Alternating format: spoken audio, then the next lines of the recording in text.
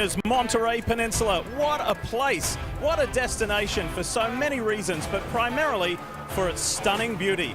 Life on the shores of the Pacific Ocean here sure is attractive. And the town of Monterey itself is a hotspot for tourists. The various marine-based activities, the shops on Cannery Row, and let's not forget, Pebble Beach and the surrounding golf courses are just up the road. Magnificent. And seeing exotic cars around here is nothing new, nor is catching a motor race. The sport has deep roots here at one of the world's most famous tracks, WeatherTech Raceway, Laguna Seca, and the iconic corkscrew turn that has changed many a race outcome and even made legends. And in today's NTT INDYCAR Series title deciding race, 4 drivers have a chance to see their name etched onto the Astor Cup, something that's happened since the early 1900s. Championship leader Josef Newgarden holds a handsome advantage, but the 2017 champion knows this deal is far from over. Today, double points are on offer, and that can change everything. 1 year ago, Alexander Rossi got so close to becoming INDYCAR's #1. Those memories still hurt, and there's nothing this California kid wants to do more than win at the track where he first witnessed INDYCAR racing. Indy 500 winner Simon Pagenaud has experienced a remarkable year. A form slump turned into a month of May miracle, and today he could become a 2-time champion. Tough part is he's racing his teammate Newgarden to achieve it. And 5-time and reigning series champion Scott Dixon is still in the mix. To be truthful, he's a long way back in points, but today he does start up the front, and he says anything can happen on championship day. How true is that? And folks, we could not have asked for a more glorious day here in California for Championship Day. Look at that, mid-70s, there's a light breeze blowing. It was a cool morning just to get things going, and it is just perfect. And you know, there is so much energy about INDYCARs being back at Laguna Seca. It's been a long wait. 15 years ago was the last time INDYCARs raced here. Hi folks, welcome to WeatherTech Raceway Laguna Seca. So good to be here. So good to be here on Championship Day. It has been an unbelievable season. 7 different pole winners, 7 different race winners, but it's all about today where a championship will be decided and a champion crowned. Who's it going to be? Well, here's the layout for you. The 4 drivers, there's 2 Americans and 2 internationals. Josef Newgarden has a 41-point advantage over Alexander Rossi. Simon Pagenaud just 1 further back, and then Scott Dixon 85 points out. So, remember today, you'll hear us talk about it a lot. It's double points, so 100 for the win instead of 50. Now, one of those bonus points has gone. That was Colton Herta. He won the pole position, so there are still 3 bonus points on offer, so 103 in total. It is still all to play for. So, how about the Championship 4? Where do they line up? Well, thankfully for them, they're all in pretty strong and prominent positions. Scott Dixon is the best. He starts on the front row. And then on the second row, you've got Alexander Rossi in 3rd, title leader, Newgarden in 4th, and Simon Pagenaud back there in 6th place. So, how is all this going to shake out? Well, here are the championship scenarios for you in as simplest form that we could do. And it is pretty straightforward for Josef Newgarden. If he finishes 4th or better, he clinches his 2nd championship. For Alexander Rossi, he wants to win. That's the only thing on his mind. And if Newgarden finishes 6th or worse, he will be crowned champion. The same scenario plays out for Simon Pagenaud. He wins, Newgarden finishes 6th or worse, it's his. He gets a 2nd title. Now, Scott Dixon is being very realistic about this. He knows he's a long way back, but anything can happen. So Josef Newgarden, it's been a pretty picture this year. 4 times a race winner, and he has led this championship 15 of the 16 races so far. So can this 28-year-old from Tennessee get it done today? Well, many feel it will be appropriate if he does so. He's young, he's fast, he's brave, he's good looking. Crew loves him. This kid is the whole package.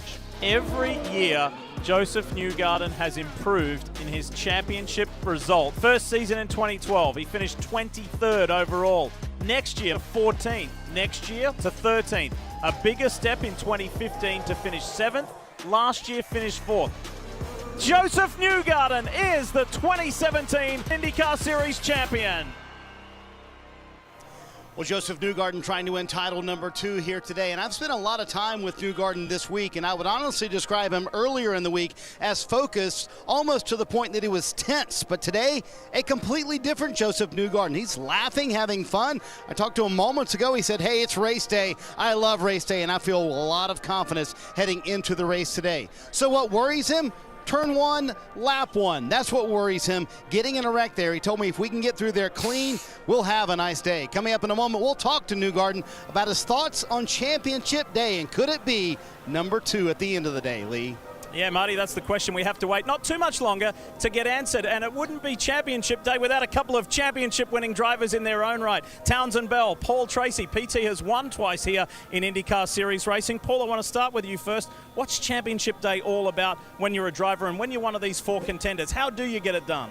Well, just look at this place. It's high pressure. There's a ton of people here. You've got all your family and friends. You got all your sponsors. You got your team owner talking in your ear, telling you what to do and what you have to do on race day. You got to block all that out, put the blinders on, and just focus on your race only. And you're not there in an easy fashion. You can trip up at the final line, right? Oh, you absolutely can trip up. And think about the IndyCar Series over the last few seasons. There's been plenty of swinging too hard, if you will, swinging for the fences, or in this case, driving and crashing straight into the fence. That's Will Power back in 2015, losing it in the championship hunt. This is 2015 for Montoya and Power getting together with the championship on the line. This was last season. Alexander Rossi into the back of his teammate before they even got to turn 1.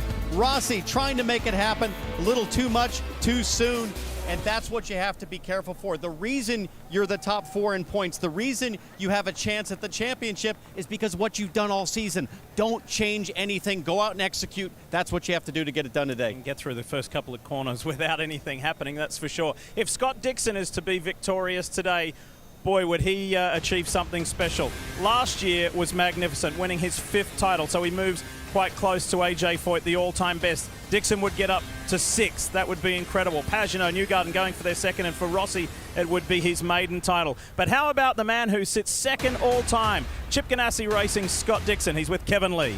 And Lee's never won back-to-back titles, and it's still available, but it's going to take some work. He needs to win the race, score bonus points, and Josef Newgarden finished 22nd, plus the other 2 finish in the mid-pack or so. So you're telling me there's a chance, right? Yeah, there's always a chance, right? Unless you're mathematically out of it. But it's been a bit frustrating, to be honest, with the last 2 races. Mechanical issues. You know, I think Portland was going to be one of those sail off and the sunset wins, and then to have the problem at St. Louis, you know, where it really just killed us, to be honest. So that's tough going into today like that. You know, the car's been really good. The whole team, Felix, has been super fast this weekend as well. So I think we had the pace. You know, we just wish that we were a little bit closer. And on the other side of that, we just, you know, you don't want to wish anybody bad luck, but we kind of need them to have some pretty bad race today. But we'll give it our all. We'll go for a win, and that's all we can do. There's a lot of concern about that first hairpin, turn 2. What do you expect? How aggressive will you be to get the lead? I think, you know, everything is kind of a controlled aggressiveness at that point. You know, you've really got to just see what lines open up. You know, anything can happen on the start too. We've seen this year where people have fumbled on the start. You know, the inside lane will be a bit of an advantage, especially, you know, going in and over the hill.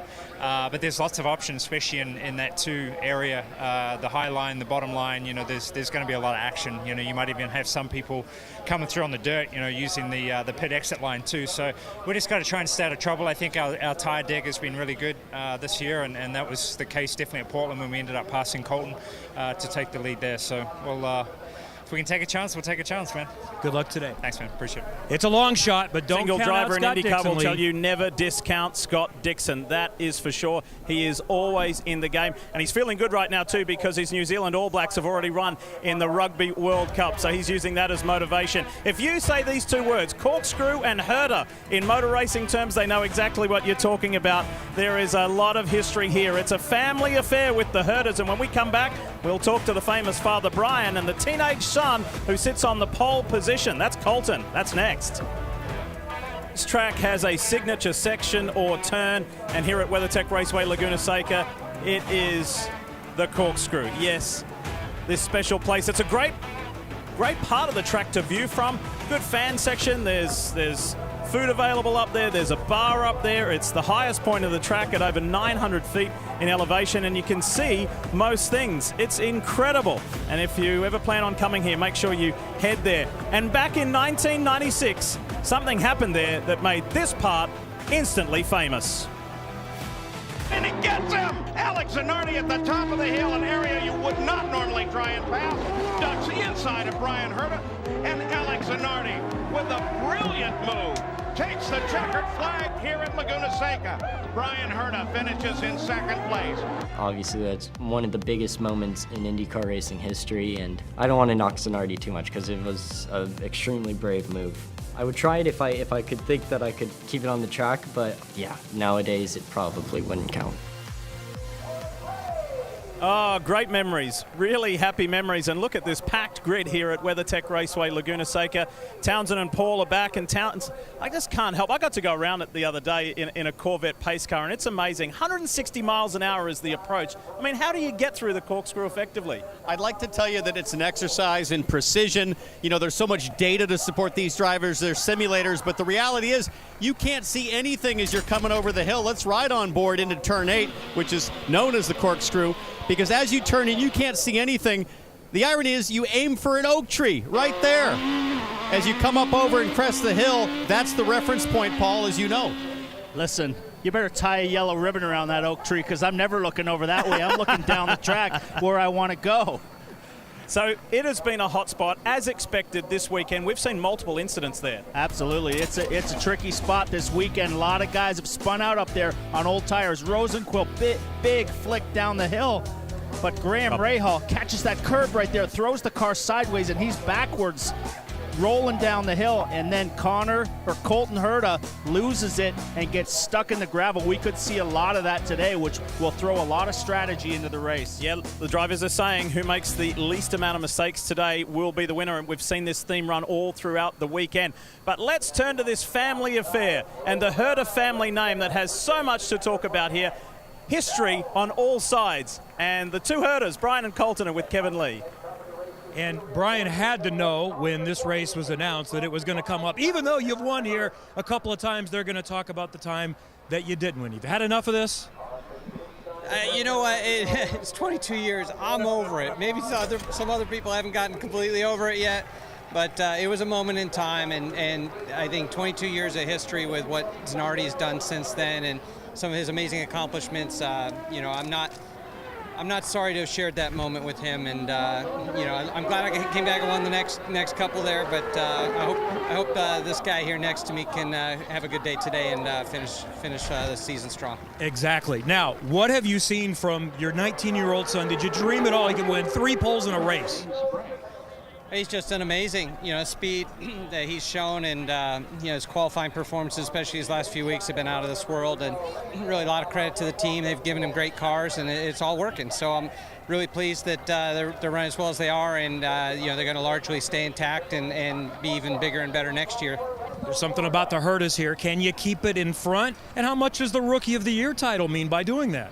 I sure hope so, and yeah, the Rookie of the Year title would mean a lot. Obviously, they have a lot of guys that have won it in the past that have gone on to have really prestigious careers. So if you win that title, you're obviously doing something right. 3 poles and a win as a teenager. Watch for Colton Herta starting from the pole today, Lee.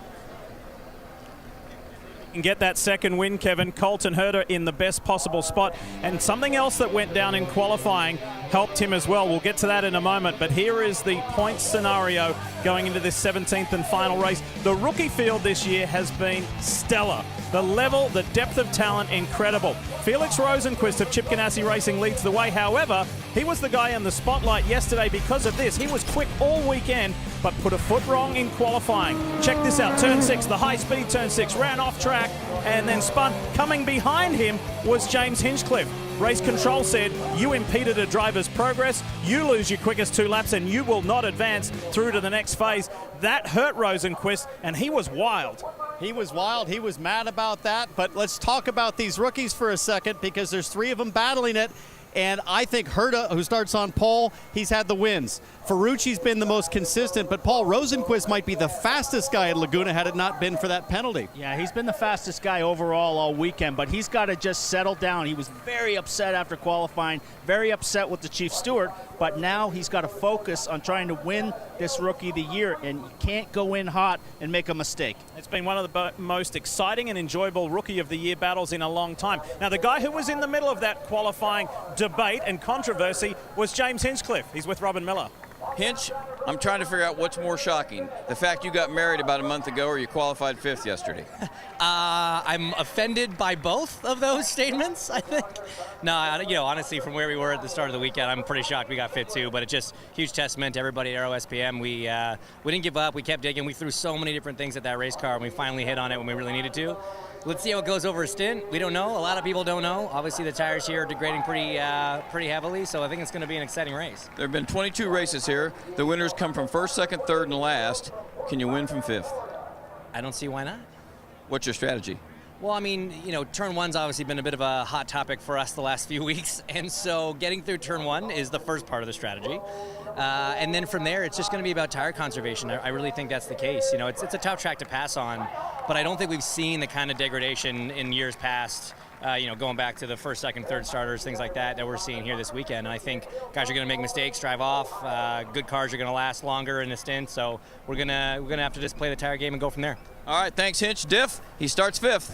Robin, wouldn't that be a nice way to end the year if James Hinchcliffe could bring up a victory? There's going to be a lot of talk today from the three of us and from the pits about the tyres. Now here's Jan Beekes with a Firestone tyre fact. Jan? Laguna Seca is not a new venue for Firestone, but it has been over 15 years since Indy cars have raced here. But thankfully, Firestone has a database that goes all the way back to 1995, showing the compounding formulas they've used to make this rubber. And here's the choice they've made for this weekend. Similar to Mid-Ohio this year, but a little more durable. And here's why. WeatherTech Raceway Laguna Seca has become polished. And if you look at the surface, it's actually very slick and low grip, but there's exposed aggregate. There's actually pieces of rock. You can see a polished piece of quartz, but yet it's still open and abrasive. So what does that lead to? It leads to the word of the weekend, degradation, meaning that these tires will lose performance as a stint goes on. This doesn't mean that they're worn out. It doesn't mean that they've overheated. It means the grip level loses as they abrade on that surface, unique here to Laguna Seca. So with a championship on the line, this now puts much more in the hands of the driver. On Firestone, official tyre of the NTT IndyCar Series. Whatever you drive a Firestone. This year's Indy 500 winner has the opportunity to be a two-time series champion today. When we come back, the funny Frenchman, Simon Pagenaud, will tell us about his chances today to be a two-time champion. The Firestone Grand Prix of Monterey, not too far away, and we could not ask to be in a more beautiful location for the championship deciding race in the 2019 NTT IndyCar Series. When you win the championship, like Al Paul Tracy did in 2003, PT's name is right there here on the base of the Astor Cup, and every champion's name from the early 1900s is right here. This trophy was commissioned by Vincent Astor, son of industrialist John Jacob Astor, to be awarded to the winner of the Astor Cup Challenge, which was a 350-mile race on a 2-mile board track at Sheepshead Bay in Brooklyn, New York. Gil Anderson won the first Astor Cup race in 1915 with an average speed of just under 103 miles an hour. A year later, driving a Peugeot owned by the Indianapolis Speedway team company of Carl Fisher and Jim Allison, the race was won by Johnny Aitken. Fisher was one of the founders of the Indianapolis Motor Speedway, and after selling his interest in the late 1920s, the Cup remained within IndyCar. And in 2011, it was decided that the Astor Cup would represent the IndyCar season champion, and all IndyCar national champions since 1909 have been etched into the base, and the IndyCar champion and their owner receive a replica. Speaking of replicas, the Borg Warner Trophy goes to the Indy 500 winner. The Baby Borg goes to the winner, and that's Simon Pagenaud. He can't imagine having his face on it, let alone his dog, Norman. This was a month that changed his life. Simon Pagenaud takes the lead. Bring her home. We just won the 500.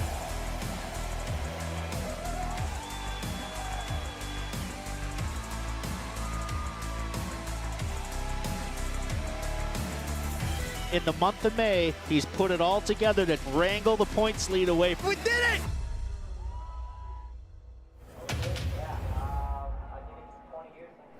What an emotional moment there for Simon Pagenaud winning this year's Indianapolis 500. And you said in a way, Simon, that takes the pressure off you here for the championship run? I mean, yes. I love how you guys are trying to make me cry every time I watch the TV with you guys. But no, it's been a fun weekend. You know, yesterday in qualifying, I tried as hard as I could. Made a couple mistakes, but I really had to try as hard as I could to try to get that pole position. We came up short, but we had a really good car on long runs. So I personally feel really good about tire degradation. I think that might be our strength.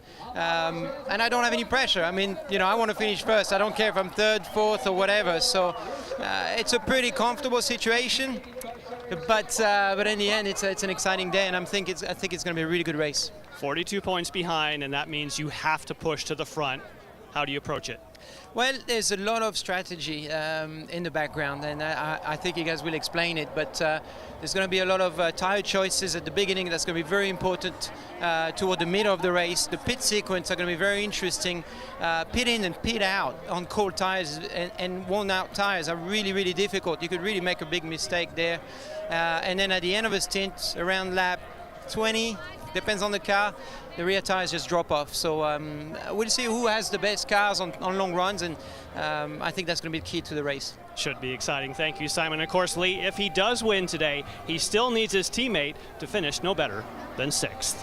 And he became the first Frenchman to win the Indianapolis 500 in almost 100 years. Paul, he is a big race, big-time performer. He likes to use the phrase, it's time to shine. Is he going to shine today? He certainly can. He's won the Indy 500. He's won a championship. But let's not forget, he's won 2 races here in a sports car and won a championship here. I believe he's got more experience on this racetrack with the tire deg and long, hot races than anybody in the field. So I think he's going to have a good advantage. Townsend, maybe, just maybe. Not many people are talking enough about Simon Pagenaud. However, that hasn't affected his confidence. Have a look at this social media post from earlier in the week at an event that was done for the Championship 4.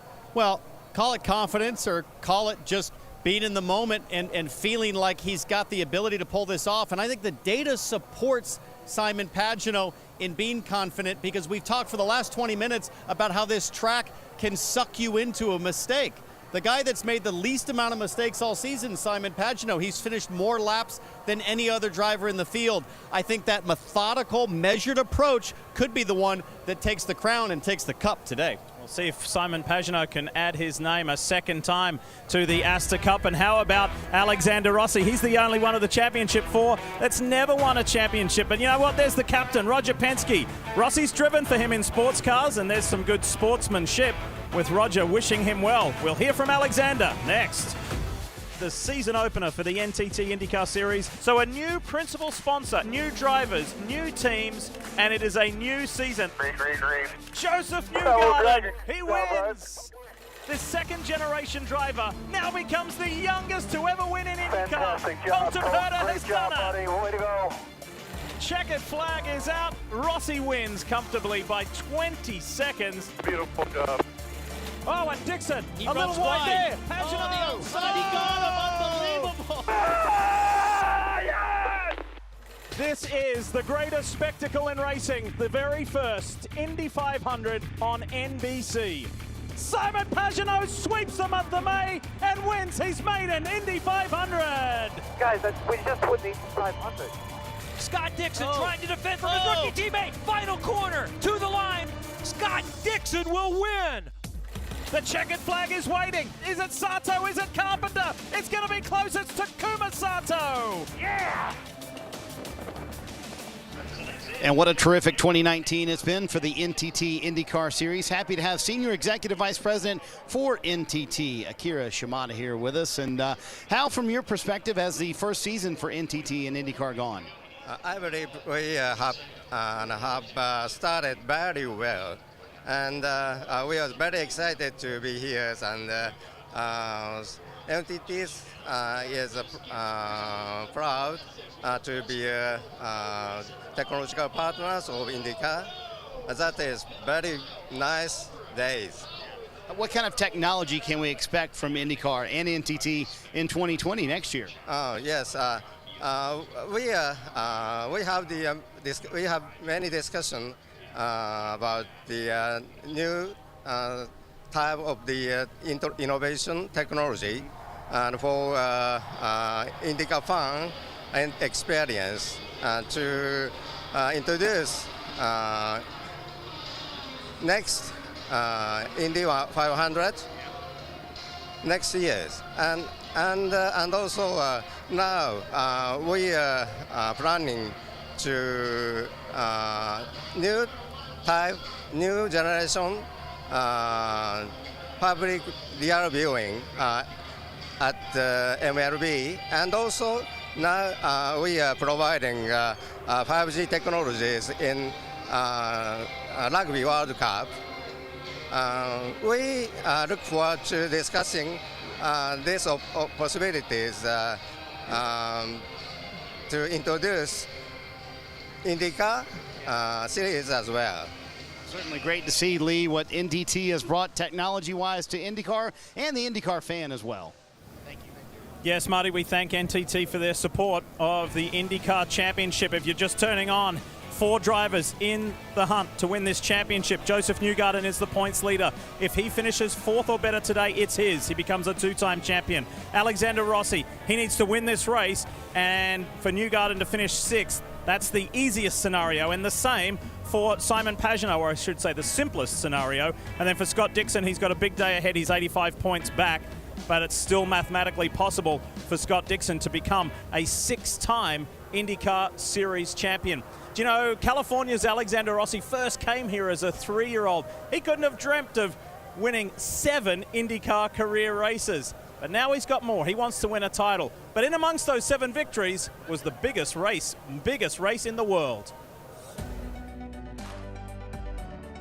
Twin checkers around, and the rookie will win the 100th Indianapolis 500-mile race. The life of Alexander Rossi has changed forever here at the Indianapolis Motor Speedway. He's going to lead 80 of the 85 laps. Might be one of the most dominating performances we'll see all season long. Checkered flag is out. Rossi wins by 20 seconds. Well, he's already won the Indianapolis 500 for the 2nd year in a row. Alexander Rossi is 2nd going into the finale for the championship. Back where it all started. What are the nerves and what are the emotions? Everything coming full circle back here at Laguna Seca. I'm just excited to be here, and it's an amazing venue, and IndyCars belong here. So, as you said, this was my introduction to racing at a young age, and to be able to come back here, really regardless of the end result, is pretty cool, and it's a special story. As much as we'd love to come out here with a win in the championship, there's a lot that we need to get done first today. So we'll just run our race, see what we can do, and if it's meant to be, it'll happen. Easiest path is with a win and just a little bit of help. Do you have a winning car? Yeah, I think so. I mean, it was a hellish kind of 2.5 days to get it there, but the 27 Napa Andretti Honda team did an amazing job.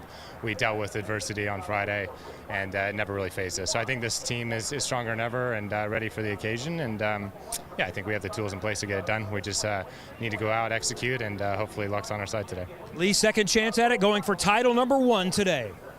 Evan, you mentioned about help. Andretti Autosport has an extra driver this weekend in Connor Daly, and then it's been announced that Colton Herta is an official Andretti driver from next year. Townsend, that's a lot of help to try and win the championship. Well, he may have help, and we've talked about all the scenarios that are possible for Rossi, but don't mistake the California chill for anything but a total killer, Paul. It's checkers or wreckers for this guy. He's all about winning today. That's all that he's thinking about. Absolutely. When Rossi is on, he's unbeatable. He destroys the field. He wins by 20, 30 seconds. But when he's off, he might have a problem. So we got to watch him today. I think he's got a good car. It's going to make for an intriguing story, that's for sure.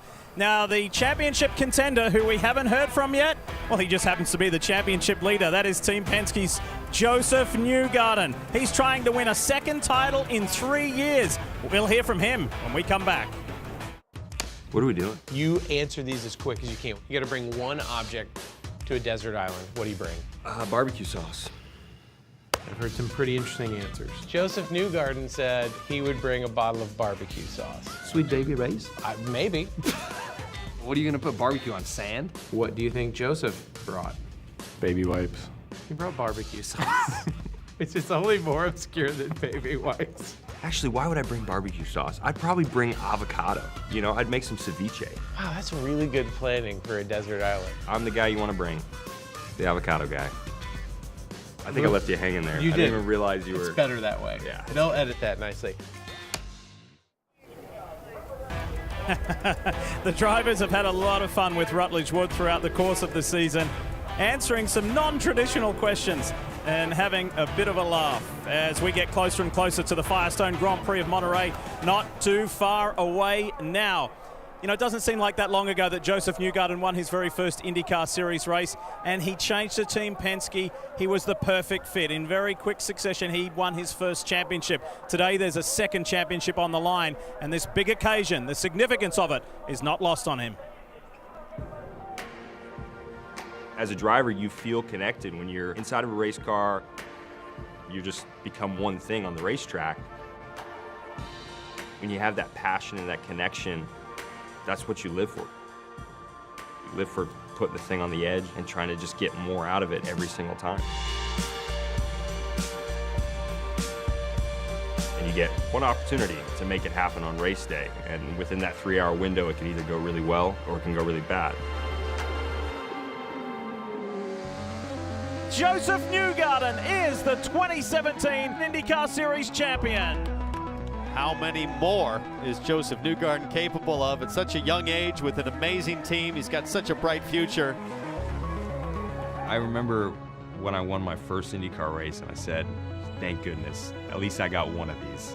And that's kind of how I feel about the championship. I'm like, thank goodness we got one of these championships.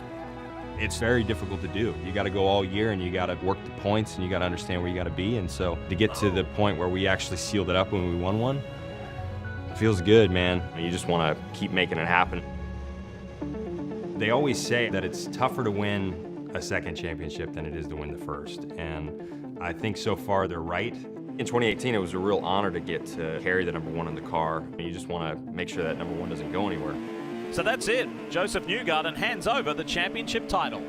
We missed some opportunities throughout the year, but I'll tell you what, we'll double down for next year. We'll try and take that one plate back. The championship leader, Josef Newgarden, has a 41-point lead. One race to go. He needs to continue that at Laguna Seca.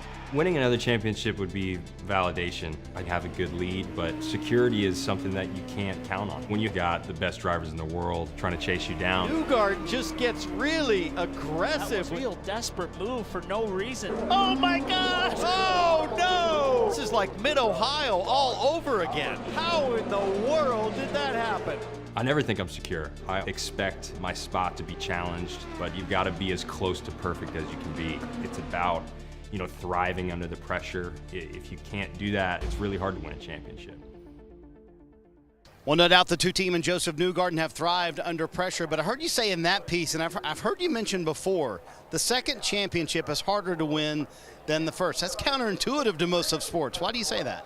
That's what I've heard. A lot of people have told me getting the second one is even more difficult than the first. I don't know if that's true. I've never been in a situation where we've tried to do that, so today is our day for that.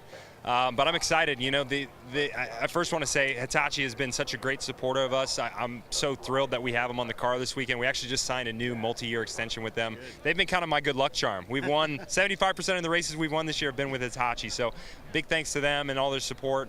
Team Chevy as well as always. But yeah, we'll see. I don't know what the difficulty level is going to be today. I'm expecting it to be quite high. I think the race is very it's very jumbled up in my opinion. I don't know what it's going to bring, so we're trying to think of all scenarios and just make sure we have a good game plan. You mentioned the difficulty level there. I know you're a race car driver. You thought of a million scenarios all night long, right? What worries you the most about today? It's always the unknown. You just, you can't control everything, and the things that you can't control, that's what you worry about biting you at the end of the day. So, you know, you try not to linger on it too much because you really just can't do anything about it. I think you try and control your own destiny, make good decisions, and focus on your race. And that's really the smartest way to play it. So we've got a plan. We're going to try and do what we always do and run fast, have good pit stops, you know, nail the strategy. And if it works out for us and it's meant to be, then, you know, maybe we can be two-time champions. And if not, then, you know, we'll shake the other guy's hand that wins today and move on to next year. But it's what we've worked for all season. I think everyone deserves it on our team. team, and I'm so proud of the effort that everyone's put in, and we're going to try and seal something off today. Well, if he finishes fourth or better, the championship is his. And Lee, guess where he starts? Fourth, exactly where he needs to be, right? Just perfect if you ask Josef. But Paul, we saw a couple of last lap glitches there. Josef said, look, you've got to be aggressive, you've got to go for it. But here today, how aggressive is he going to be? How hard do you go for it knowing you've got to finish just in the top 4 to clinch it? Well, Josef has to walk the knife's edge for 2 hours today and not get sucked in to being over-aggressive and having his competitors suck him into a mistake. But on the flip side of the coin, you can't be too conservative and watch the clock. He's got to drive his own race and race the racetrack today because of the tire deg. I think what's important for Newgarden is to stay out of trouble, pure and simple. Let's not forget, there's probably 15 other guys that could win today or need to win today to secure their futures. And we've seen very recently his last race, this is the first lap of turn 1 in an IndyCar race just 2 weeks ago at Portland. Graham Rahal getting it all wrong, and it was Josef Newgarden that had to back way up, slow down, and then navigate his way through the runoff. He was able to not have any damage. It was a huge moment for him in this championship to not see his car be injured, be damaged in that moment and continue on. So you heard him just say what he's worried about. That's the unknown, the stuff he can't control. And at turn 2 at Laguna Seca, we're about to find out just how gnarly that's going to be. Yes, it's time to stop talking about it. It's actually time to see it with the 4 championship contenders, the 24 drivers on track here at WeatherTech Raceway Laguna Seca. When we come back, championship style, it's time to bring the action. Most people come to Monterey, California to get away from it all. The famed 17-mile drive offers an escape from the norm with unparalleled vistas, the spray of the ocean, the bark of seals, and a collection of some of the world's top golf courses.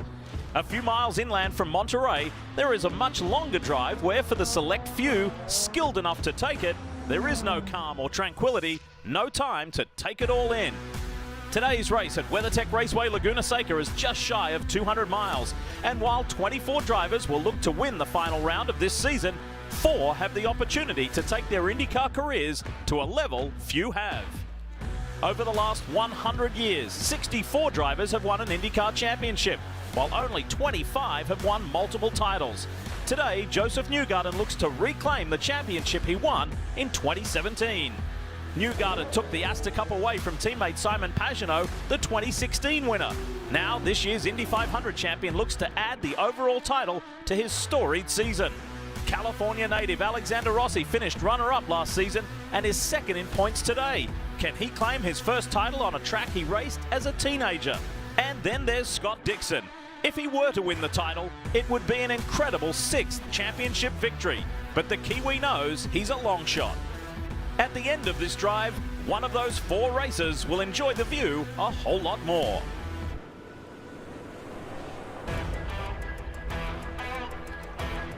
What an incredibly beautiful day for Championship Day. How appropriate as we welcome you to NBC Sports coverage of the Firestone Grand Prix of Monterey. This is race 17 of 17. It all comes down to this today, and 4 drivers can still be crowned champion. It's time to go trackside for the command. Please welcome our Grand Marshal, 3-time NBA champion with the Golden State Warriors, 2015 NBA Finals Most Valuable Player, Memphis Grizzlies swingman, Andre Iguodala. Drivers, start your engines.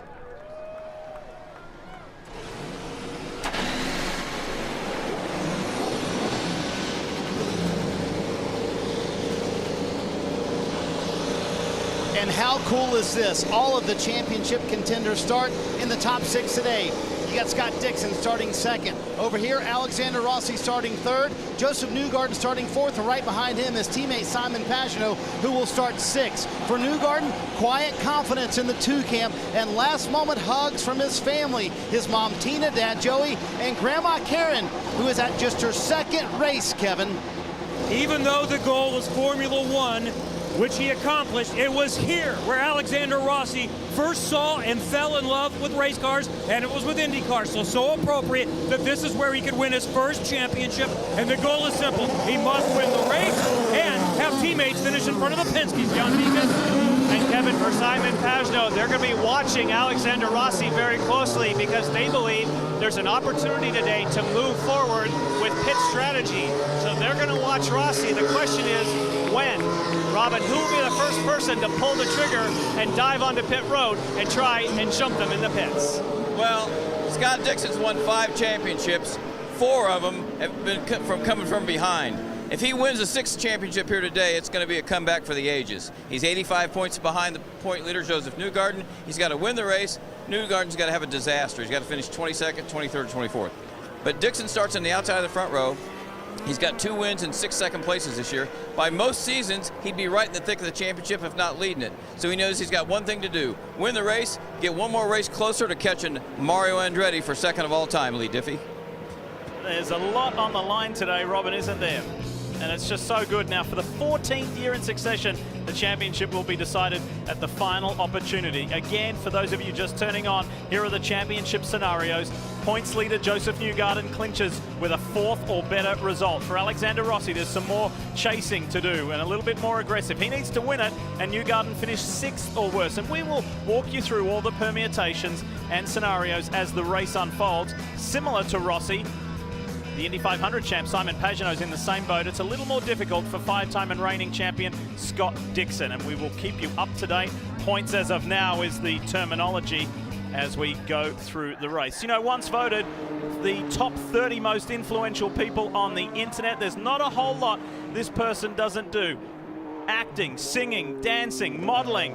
This is Lele Pons in the Honda 2-seater with the legend Mario Andretti. Lele, how is it? Wow. So she is excited. We apologize about that. So she's having a good time, and it was very exciting for her, clearly, as we need to take a look at the Firestone starting grid for the championship finale. Well, drivers have earned their starting positions by mastering these 11 turns without any mistakes, but you have to be aggressive, and Colton Herta certainly was in qualifying to secure his 3rd pole position. At only 19 years old, Paul, it's ridiculous what a rookie season he's had. One of the most aggressive guys there is, Alexander Rossi, starting on the 2nd row. He is going to try to make some moves at the beginning. Going back to row 3, Simon Pagenaud on the outside. I like starting on the outside here at Laguna because things tend to open up as everybody tries to force to the inside line. You can sometimes outbrake a couple of cars into that first braking zone. Will Power is going to be a force to be reckoned with today. Graham Rahal's looking to finish off his season strong.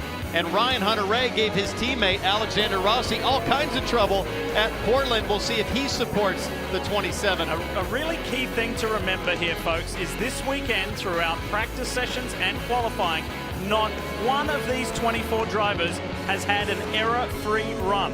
This track has been incredibly challenging, and they've got to just try and stay on track, and especially for the championship contenders. Absolutely. We're going to keep a close eye as well on the Rookie of the Year points chase, as well as the championship points race. That's going to be a battle with these rookies all starting very close to each other, and Colton Herta up front.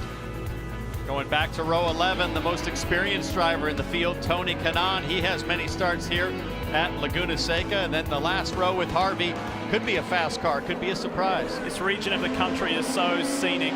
It's so beautiful. This track gives us some incredible views, and we have 8 onboard cameras for you for the championship finale. The Gain Bridge on board of Zach Veach in the Andretti Autosport Honda. Also Honda Power is the NTT data car of Felix Rosenquist. Still furious from yesterday's qualifying. The Clydell Manufacturing on board of Santino Ferrucci, still in the hunt for Rookie of the Year honors. And then Max Chilton in the number 59 Gallagher Chevrolet. For Carlin Racing, Captain America Ryan Hunter-Reay has this shot for us with thanks to Auto Nation, and Graham Rahal will be looking to get a win. He doesn't want to go a couple of seasons without a win. Today's the day with thanks to United Rentals. Lucas Oil gives us this view of James Hinchcliffe, and Hinch told us earlier in the pre-race show he's got a great chance at winning today. He would like to do that after a frustrating season. And then there's the title contender, Alexander Rossi, and Auto Nation give us this point of view. We will be going to it a lot today, because this guy, who was born and raised in California, This again is the track that got him interested in motorsport. His father Peter brought him here at the age of 3. Wouldn't it be amazing if life went full circle and he was crowned champion right here? There's so much to look forward to over the course of 90 laps in the Firestone Grand Prix of Monterey. INDYCAR is back at the famed Laguna Seca for the first time in 15 years, and people have come from all over to witness this spectacle. Folks who have been here in the past and seen the legendary overtaking move there from Alex Zanardi on Brian Herta, and youngsters who have never seen INDYCAR here in their lives. This is an exciting day. Here it comes. Time to grit up and get after it. This first corner is going to tell us a lot about what we're going to see the rest of the day. Take 4. There is a teenager on the pole position who is the youngest to ever win in INDYCAR history. His father was made famous at this racetrack, not only for being overtaken by Zanardi, but he won here twice. Let's see if Colton Herta can go all the way to victory lane. Out of turn 11, 24 INDYCARs. There is a championship to be decided. Let's see who gets it. Up and over the turn 1 hill, heading down to the Andretti hairpin, and it's Colton Herta. Look at Dixon. Dixon went defensive on Rossi. He goes around the outside. Outside's a good spot to be, but he runs wide. Colton pushes him wide, and look at Rossi. Makes a move on the outside. He'll try to stick it here. Dixon does not want to give up that second place. He's fighting hard. Really hard to hang on to the car, trying to rim shot the outside line here at Laguna Seca. Now they slot in. Everybody wants to get up front and have clean air to manage their tire wear. Josef Newgarden, championship leader, tucks in behind James Hinchcliffe. Look at that blue car, the first blue car. That's Rosenquist. He's trying to make a move. He's trying to work his way up. There's Simon Pagenaud ahead of teammate Will Power. Simon Pagenaud took a peek at Hinch going up to the corkscrew. There he is right behind. Will he pop out and take a look? No, he dives down to the corkscrew the first time. All through the corkscrew cleanly. Relief. You can kind of breathe for a split second. Colton Herta starting to stretch his legs a little bit. Got a nice little gap there. He has been very hard on tires, guys. He wears these things out. At Portland at the last race, he led for a long time, and then the tires were gone. So watch these guys. Here comes Pagenaud with a nice run down the front straightaway. He's going to be forced to go to the outside. Hinchcliffe and Pagenaud. Newgarden up ahead, the championship leader. Now Pagenaud tries to tuck it back on the inside. Pagenaud with the crossover. He can shoot into turn 3. Here he does. Thinks about it twice. Wise move. Got to be careful not to damage the front wing if you're flirting up the inside of Hinchcliffe.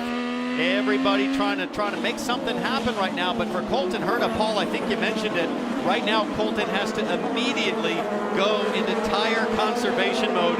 He's leading. You don't need to bleed by much, just enough to stay up front, but go slow enough to keep the tires from wearing out too fast. Well, they're checking out a little bit on Rossi. They've put a little bit of a gap between the back of Dixon and Rossi. We know that Dixon knows how to save tires. We know that Rossi does. But Colton Herta, he has been tough on those things, so we'll see what kind of pace he runs and what kind of fuel mileage he makes. 150 seconds of push to pass available. The top 4 cars have not touched the button, activating that extra boost.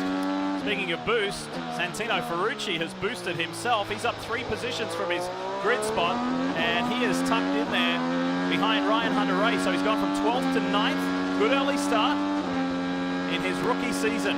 Yet to finish on the podium, but he's been 4th 3 times. He's had a remarkable performance. Rookie of the year, by the way, at the Indy 500 earlier this year. As the cars ride right now, Colton Herta would be coming from way back to win the Rookie of the Year. As you see the point standings there, he would finish 8th in the overall championship, which would be huge. Unbelievable. He was down as far as 16th a couple races ago in points. Looks well composed as he climbs the hill. Massive elevation change. And folks approaching the famed corkscrew right here. 160 miles an hour, and then you've got to shut it all down and take a roller coaster ride.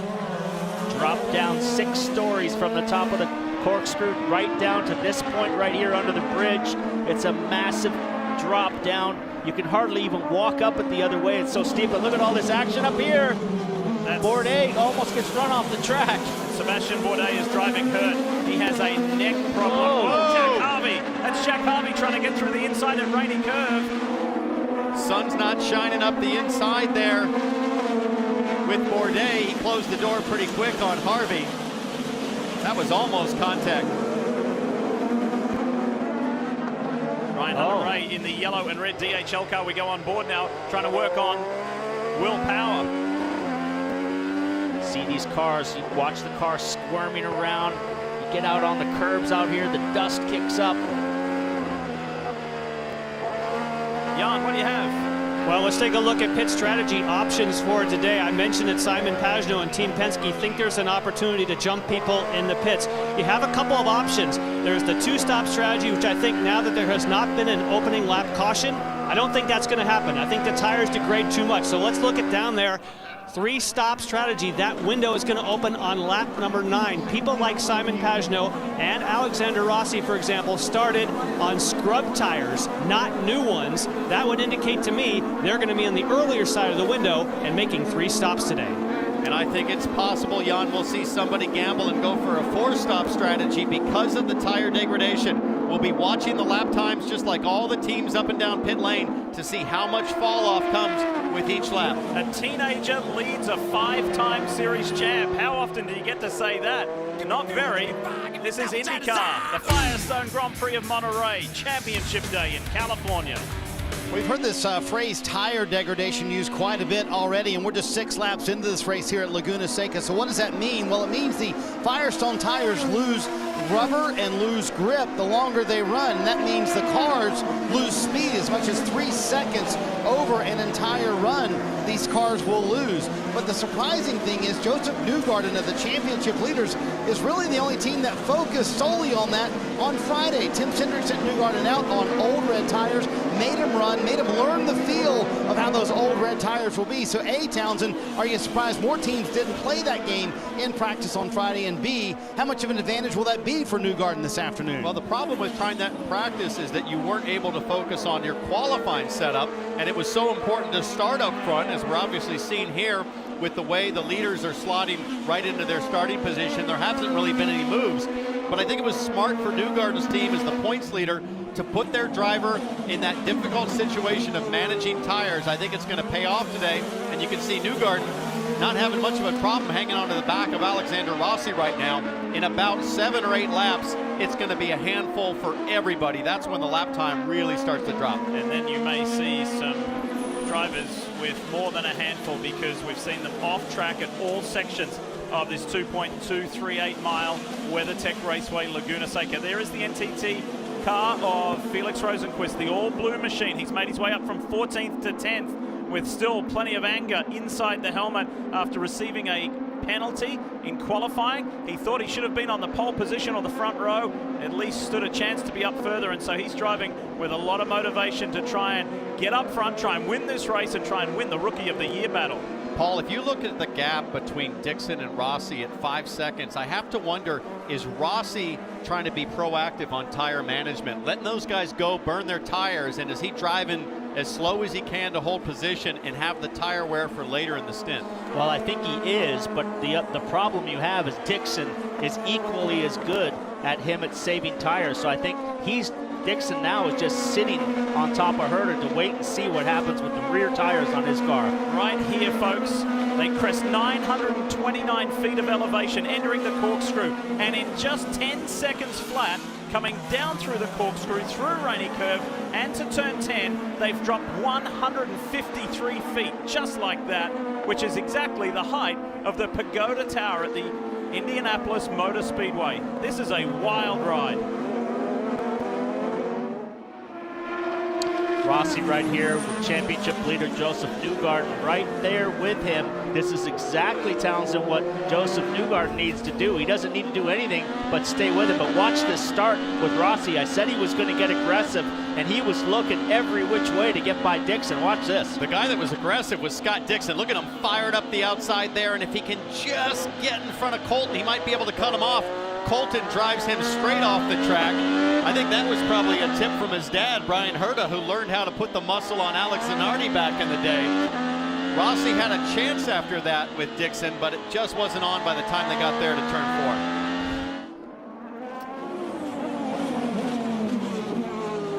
4. Hey guys, often late in a race especially, we'll talk about push to pass for these cars. Gives the driver a little extra horsepower, and you see the push to pass specifications there. Gives them 50 extra horsepower every time they push the button. Well, so far, James Hinchcliffe, running in 5th, has already used 22 seconds of it, but right in front of him, Josef Newgarden, there you see battling with Alexander Rossi, he's used 0. So I'm wondering, we're talking tire degradation, we're talking a racetrack that's slick and a little bit worn out. Is push to pass even in the playbook today, Townsend? I mean, some drivers are using it, but if you can't get the rear tires to hook up in the first place, why would you want 50 extra horsepower? No driver's ever going to turn down horsepower, Marty. It just, you have to wait a little longer out of the corner until you're not going to spin up those rears. And right now, we're into those fuel windows we talked about, but nobody's coming to pit lane, and I think the reason for that is everybody wants to break their stints up into equal increments so they don't have to run long on tires. They can maximize each stint and keep things level. Championship leader Josef Newgarden of Team Penske. There he is in the Hitachi Chevrolet. He sits 4th, and that's all he needs to do in this season where he has been dominant. He won the season opener in St. Pete. He won on the streets of Detroit and in Texas. He also won in Iowa. Can he win today and be the champ again?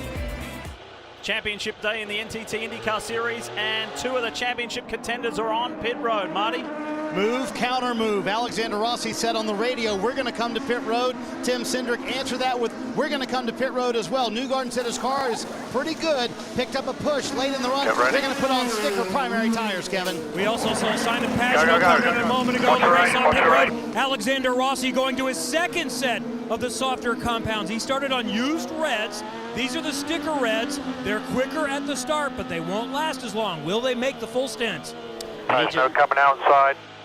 And he got smoked by the Penske crew in the pit lane, and that is a big mistake. Pagenaud? But here's Pagenaud, who came in a lap earlier. He's on hot tires. All these he guys might get Rossi as well, right here. All these guys are going to be... big block from Rossi. And they contact. could be hold on, Rossi's off, dirt tracking. Pagenaud having none of that. He drives Rossi off, and the problem for all 3 of these guys is they'll be stuck behind Jack Harvey, who's trying to hang on to the end of the tire stint. 2 of the title contenders, 2nd and 3rd, duking it out. Only 1 point separates them in the championship coming into this race. Forceful stuff from Pagenaud, and he was the first of the title contenders to pit. So that strategy has worked so far. Jan? And that was what we call the undercut. The Penske team for the 22, Simon Pagenaud, they wanted to come in 1 lap earlier. They were watching Alexander Rossi, and they pulled that off perfectly. Of course, that took a heroic effort by Simon Pagenaud, but again, he is also on sticker red tires. Marty. And Tim Cindric managing the race for Josef Newgarden immediately let him know, hey, your teammate in the 27 got together, take care of our car here. Very smart race management by Tim Cindric to let his driver know you've had 2 championship contenders get together. By the way, race control is looking at the Alexander Rossi Simon Pagenaud incident. Here it is. Paul, talk us through. Why, hot tires for Pagenaud. Got a nice run off the corner, gets side by side, and Rossi defends, but there's enough room there. Those guys, he left enough room, and they made contact, and he shoved Rossi off the track. That's a non-call right there. Rossi was trying to move over and be proactive, but he did leave room. They ran side by side without touching. And that's how important track position is at Laguna Seca. That's how aggressive you have to be to try to hold and own that spot. Now look at this, the teammates are together. Championship leader Josef Newgarden is the first car you see on the right-hand side of the screen, and Simon Pagenaud is the man on a mission. And as per Townsend's words, race control have said no action on that incident between Rossi and Pagenaud. Don't forget, Marty, these 2 teammates have had contact before at St. Louis, so there's a little bit of love lost there. Well, it has happened before. You see James Hinchcliffe coming to pit road, and also the 28 of Ryan Hunter-Reay, these guys coming to pit road. Sort of the end of this cycle, Kevin, with all these guys coming for the first time. And Ryan Hunter-Reay so much wanted to be able to help his teammates to be a factor. He didn't qualify as well as he wanted. Now he has stalled it as we continue to watch him mixing it up on track, and Hunter-Reay is back out and away, but he's going to have a tough time being a factor now. Mixing it up on track, all right. Simon Pagenaud's just gone around Josef Newgarden. And remember, if Pagenaud wins this race and Newgarden finishes 6th or worse, Pagenaud's champion. Rossi dives it down the inside. He's got the position now as they go up the hill under the bridge, Townsend, but will he get rough with him? There he goes, he gives it up.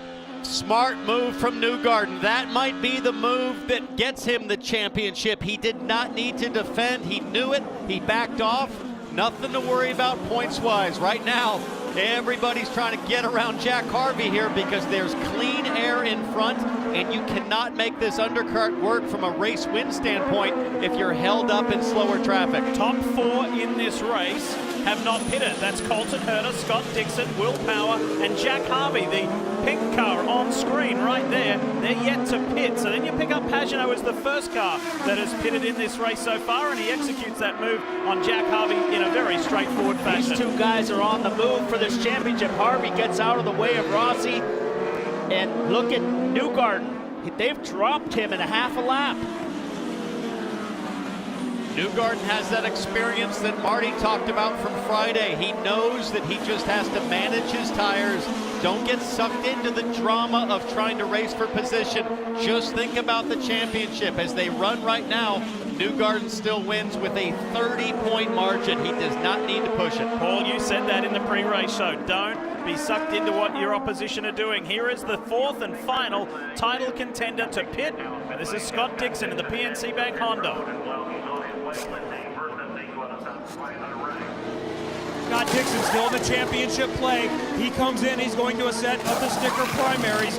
Let's keep an eye on track, how quick he can get out. Those that have already pitted, the blend will tell us whether Dixon's strategy worked by staying out a little bit longer. Absolutely, it worked. Those other cars are nowhere in sight right now as Dixon comes to the pit lane.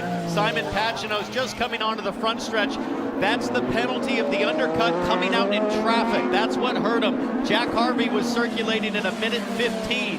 Those guys needed to be doing about a 1:11 on new tires to make it work. It's a clear road for Dixon on his outlap. He's a master of getting the tires up to temp. The next guy to hit pit road is going to be Herta. Will he be able to jump him in the pit lane? This is a massively important outlap for Scott Dixon. I think that it'll absolutely work for Dixon. This undercut on new tires will earn him 4 seconds a lap because Colton Herta's running around at 1:14. Here comes Herta to pit lane. Tiptoeing through that really tight final left-hander. Pit lane speed limiter on. Great start from Colton Herta after an incredible qualifying performance. But how effective can the Harding-Steinbrenner team be and get him out? Try and race Scott Dixon. We'll let you know where Dixon is. And throughout this entire first stint, Brian Barnhart, his strategist, was talking to him about conserving the tires. He couldn't make them last when he started on the point at Portland. That's a really good pit stop by the Harding-Steinbrenner team, and he's back out. And where is Scott Dixon? Through turn 1, heading down to the Andretti hairpin. This will be tight. On the inside, the pit exit road is Colton Herta. I think Dixon may have him here. They're going to meet right at the exit, side by side. Dixon now on sideways. He's got to set this up. Whoa. He's still on cold tires. He's got an opportunity to get him right here. Herta spun up the tires trying to get out of the pit. Scott needs to wait for turn 5. Once he gets to 5, though, these tires will be up to temperature. I think that's a missed opportunity for Dixon because once you get here and in that banked load corner, you're going to have tire temp. Track temp at 105 degrees, so those Firestones are going to warm up real fast. Well done, Harding-Steinbrenner. Well done, Colton Herta, under pressure from the 5-time series champion and didn't fold. Colton was flat sideways when he got on the power out of the warm-up lane, and now he's got the tires completely up to temperature, and he's able to hold station. Will Power is in, and Kevin Lee is standing by. There was some conversation. A lot of people in the paddock thought that Will Power was going to try to do it on 2 stops. That's no longer in play at this point. So he's on a 3-stopper, but he went up a little bit longer. He's going to use his sticker set of faster, softer, red sidewall compounds. Herta is already gone. Where is Power going to come out? There goes Pagenaud. There goes Rossi. Beat his teammate out as well. I think he's going to beat Newgarden here. It's going to be about the same as the Colton Dixon situation. They're going to meet right here at the exit. I think Power's a little further ahead, and on those sticker reds, there's got to be nobody faster on the track right now than Will Power. Now remember, if Simon Pagenaud can catch up to those 2 ahead, he's got a little bit of work to do, about 3 seconds worth. If he wins and Newgarden is 6th, Pagenaud wins the championship. Here he is. There's a lot of racing to go. 71 laps, in fact, around Laguna Seca. We'll see. There's Dixon just cresting the hill. Pagenaud can see him. got a comfortable buffer over Alexander Rossi. So we've seen our first phase and first wave of pit stops, and it worked for some, it didn't work for other. This 19-year-old who's leading the race, Colton Herta, wasn't even born when his dad had that famous altercation with Alex Zanardi at the top of the Corkscrew. He knows how to go around here well himself. Back at WeatherTech Raceway, Laguna Seca, you're looking at Simon Pagenaud. He sits third at the moment. He's one of 4 title contenders. Let's listen to some recent radio.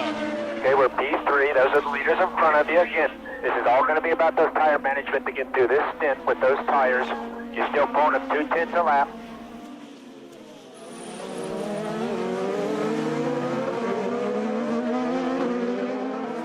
And of course, that was the voice of Kyle Moyer talking to Simon Pagenaud. Your goal was to jump both Alexander Rossi and Josef Newgarden. You've done that. Now what's the play? Plans to stay there and stay in front of at least Rossi. That's the trick. I mean, now we're in the position to help the team out, like covering Rossi, whatever he does the rest of the day, as long as we can do it right. I mean, that's the trick to get this thing home on either the 2 or the 22 car. So, you know, now we're in front of him, but, you know, we're going to play his game all day. We get up there with the other leaders, we'll see what happens. But right now is to stay in front of Rossi. All right, and as you heard on the radio transmission, the goal right now is to have that car and have management of those tires to extend this stint, guys. I'll tell you what, guys, he's already with the leaders. He's closed that gap down Townsend from almost 6 seconds when the pit stops happened down to virtually nothing now. He's about a second behind. So is he catching the leaders, or are the leaders slowing down, or is the leader slowing down Colton Herta to manage his tires? 13.5 last lap for Herta, 13.1 for Pagenaud. So he's running about a half a second a lap quicker. Big move down the inside of Newgarden. Newgarden gives lots of space here. He could have had the opportunity to try to outbrake on the outside here, but Rossi just sticks it in. And then here is the other moment involving Alexander Rossi and Simon Pagenaud. Exiting turn 3, through a block, but still gave room for Pagenaud to get through. Pagenaud went a little wide, bit of dirt tracking from Rossi. No harm, no foul, everyone went on, and race control said, thumbs up, no worries, keep going. Colton Herta still leads the race. Less than a second over Scott Dixon, and there's about just over 1 second back to Simon Pagenaud in third. Firestone telemetry gives you the numbers. Look at this. Up through turn 6. Watch up to 160 miles an hour at the top of the hill. To get up there, 150, 155, just shy of the 160 mark. Top 5 cars now are only separated by 5 seconds. Colton Herta at the beginning of the race kind of took off with Scott Dixon. They pulled a big gap, but they seem to be Townsend backing up, and the race is tightening up. I don't think there's any incentive to opening up a gap if you're Colton Herta. Just go as fast as you need to just stay ahead of Dixon. All right, it's time to go through the field with Kevin Lee. Kev, kick it off. Well, the 19-year-old Colton Herta has already won a race this season, and his 3 poles, if you add that up, poles in racing, only the Penske's have more than that. So it's been a fantastic season. They're trying to do a 24-lap stint. So we can look for him around lap 42 to make stop number 2. Meanwhile, Scott Dixon is one of those still in the championship chase. He is just about a second behind there in that PNC Bank car. For Dixon, the scenario is simple. He needs a disastrous day for Josef Newgarden, but as long as all 24 cars are still in the race, the chance is still there. And so far, Dixon is pretty close to doing his part. He's got to win the race, Jan. And you can see the difference in the sidewall of the Firestone tires. We see that Simon Pagenaud is on brand new red sidewalled alternates. That should give him more pace. We heard about maintaining that tire life, and he's closing in on Dixon, Kevin. So Alexander Rossi is trying to do a 23-lap stint this time around, and this is also on the alternate compound, but they're sticker reds. Rossi's got some work to do. He's known to be aggressive. He's going to have to find some positions to give him a chance at the championship. Will Power running in 5th, not in the championship, but still motivation today. He won it in 2014. He said a lot of that had to do with how he finished 2013 with 3 wins in the last 5. Well, he's won 2 of the last 3 this season, Marty. Kevin, the 3 cars we've just heard about all have red tires on the alternate format for Firestone, and Josef Newgarden has been challenged by Tim Cindric to use push to pass to get around all 3 of those cars. He told him we need to get around those cars if we want to make ground in this stint, Kevin. Felix Rosenqvist was livid after he was penalized yesterday. He had the fastest time in round number 1. He's already made up 5 spots, getting back to 7th position. He wants the Rookie of the Year. If Colton Herta were to win the race and score max points, he needs to finish 6th to capture Rookie of the Year honors. Marty? Kevin, you want to see what it's like to hang on old tires here at Laguna Seca? We'll just follow along with Marcus Ericsson. He put on tires at lap 9, and he is struggling right now to do all he can to hang on to that race car. Behind him, his teammate James Hinchcliffe. Had a chance to talk with Sam Schmidt about the future for that race team. He told me the work for McLaren starts right now, developing what they're going to have in 2020. Hinch with a great qualifying effort. He would love to finish it in the top 5 as well. And behind him, Santino Ferrucci, the fantastic rookie. But he told me, I've loved 2019, but it's over on Monday. I've got to focus on 2020. I'm a move forward kind of kid, and that's what he's planning on doing Monday, Jan. And Graham Rahal is out there right now just kind of maintaining pace. You see his teammate right behind him. So the two Rahal, Letterman, Lanigan cars together. Graham right now trying to close in. Again, he started the race on some scrubbed red tires. Now he's on the blacks. Now Takuma Sato, who is right behind him. Takuma Sato is one of the first. In fact, he was the first car to hit pit lane and changed into some brand new red sidewall alternates again. The reason we mention these tires so much for Firestone, that's what's going to make the comers and the goers today. Now for Marco Andretti, he had an issue right from the start of the race. It was stuck between 2 gears for a moment. He thought he was going to have to hit pit road and have service, but somehow it dislodged. He's back up to speed, but one bad news for Marco Andretti, they did not get it all the way full on the last stop. Max Chilton is another driver who has been very impressive and has loved his car in qualifying and said, we were so close to getting the kind of speed that we wanted in qualifying. Now he has some clear road ahead of him and said he really feels that they were a benefactor of a good test we had in February. Simon Pagenaud has closed that gap. He is right on the back of Scott Dixon. I just watched him flash by on the front straightaway. He was on push to pass Townsend and looking on the outside of Scott Dixon. He is on the move. Top 3 are all here together. Herta, Dixon, Pagenaud. I know I said Colton Herta only needs to go as fast as he needs to stay ahead of Dixon. He does need to open up a gap, but I wasn't sure he was going to go this slow. That last lap, a 1:14.0 for Colton Herta. He only has 10 laps on the tires, and it's already a handful. So these next 15 laps will feel like an eternity before Colton Herta gets to come to pit lane again for tires. They are gapping Alexander Rossi. They have a big lead over him now as Pagenaud keeps pushing forward, looking for his 2nd championship. That's what 4 seconds looks like right there. Back to Alexander Rossi, the AutoNation onboard, looking back to Will Power in 5th place. Newgarden is 6th. Rosenqvist has come from 14th to 7th and continues his forward surge. Let's see how difficult it is for Power to lay down the power. Coming out of 11 here looks pretty smooth. Not a lot of yaw in the car, no sideways wheel spin. Pagenaud right there on the back of Scott Dixon. He's got to do a long stint on these tires, but there's nobody better at this than him. He's got a lot of sports car races under his belt here. Rossi's got trouble. Gets sideways and Power's all over the back of him. It looks like his tires are gone. Rossi's rears look shot. And Power's ready to pounce. Oh, almost in the dirt there on the exit. Here we go. Turn 5 ready. Not close enough for Will Power. Nobody, Rossi just said it, my tires are already gone. Oh, big move. Can't overtake. Up the inside to turn 6. Nobody went further on the first round than Will Power. Rossi pitted on lap 13, Power on lap 19, and we're seeing the difference right now. It has shortened up the next stint for Will Power, and he has the advantage. He could very easily factor into the race win now. If he can catch those leaders, he's going to be strong. Rossi's red tires are cooked. Pagenaud's car is feeling good. Herta, Dixon, Pagenaud. The top 3 in the race are blanketed by just 1.1 seconds, even less than that now. When does Pagenaud make a move?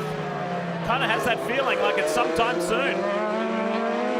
2 Honda-powered cars lead a Chevrolet-powered car. He's stalking the back of him. I think he's going to get a run, Townsend. If he times this right, Dixon a little bit sideways there. If he times this right, he might have an opportunity down into turn 5. And think about this, if Rossi is struggling that much on the tires at this stage, you'd have to think that Colton Herta has a similar setup to Rossi. So we'll have to be watching Herta's times over the next several laps, still circulating at about a 1:14.0. And all through practice, we said that we thought Ganassi and Penske were the best on the long tire runs. Let's set this up. Rosenqvist is all over the back of Newgarden. If he gets by him and pushes Newgarden down to 7th, and Pagenaud can work his way to the lead, that will give Pagenaud the championship. A 19-year-old rookie who's the youngest to ever win in IndyCar, a 5-time series champ, and this year's Indy 500 winner. Here we go. Here we Pagenaud go. on the inside pass of Dixon. Will he have a look down the inside? I think he's going to get forced to go to the outside here. He got a nice exit, but I think he backed off of it there, Townsend. Wasn't on just yet, but it might be soon. All this infield section here where the rear tires are gone. Watch the car wiggle around here of Dixon's squirming around. Big power slide out of turn 3 for Scott Dixon. And just like that, Colton Herta's kind of sneaking away, isn't he? He's got a 1 second buffer now, 1.2, almost 1.3 over Dixon. Yeah. He says, I'll check out. I'll let you deal with Pagenaud. Yeah, Dixon's hanging on right now, trying to keep Pagenaud behind him. Push-to-pass seconds remaining are usually pretty indicative of where someone stands, and uncharacteristically, Dixon has used a lot. He only has 88 seconds left. Pagenaud only has 54 seconds left, so they are aggressive early here in Monterey. Going to go non-stop on this commercial break. You won't miss a thing. 59 laps to go in the 2019 season. And there's a teenage sensation leading the way where his dad achieved success as well. There is a car on the move big time, and it's a 28-year-old Swedish rookie, Felix Rosenqvist, that light blue NTT Honda. Check this out. He is just going by the championship contenders as he wishes. He just dispatched Josef Newgarden. Now he's got Alexander Rossi on his list. This young guy started 14th, and he's already running 6th.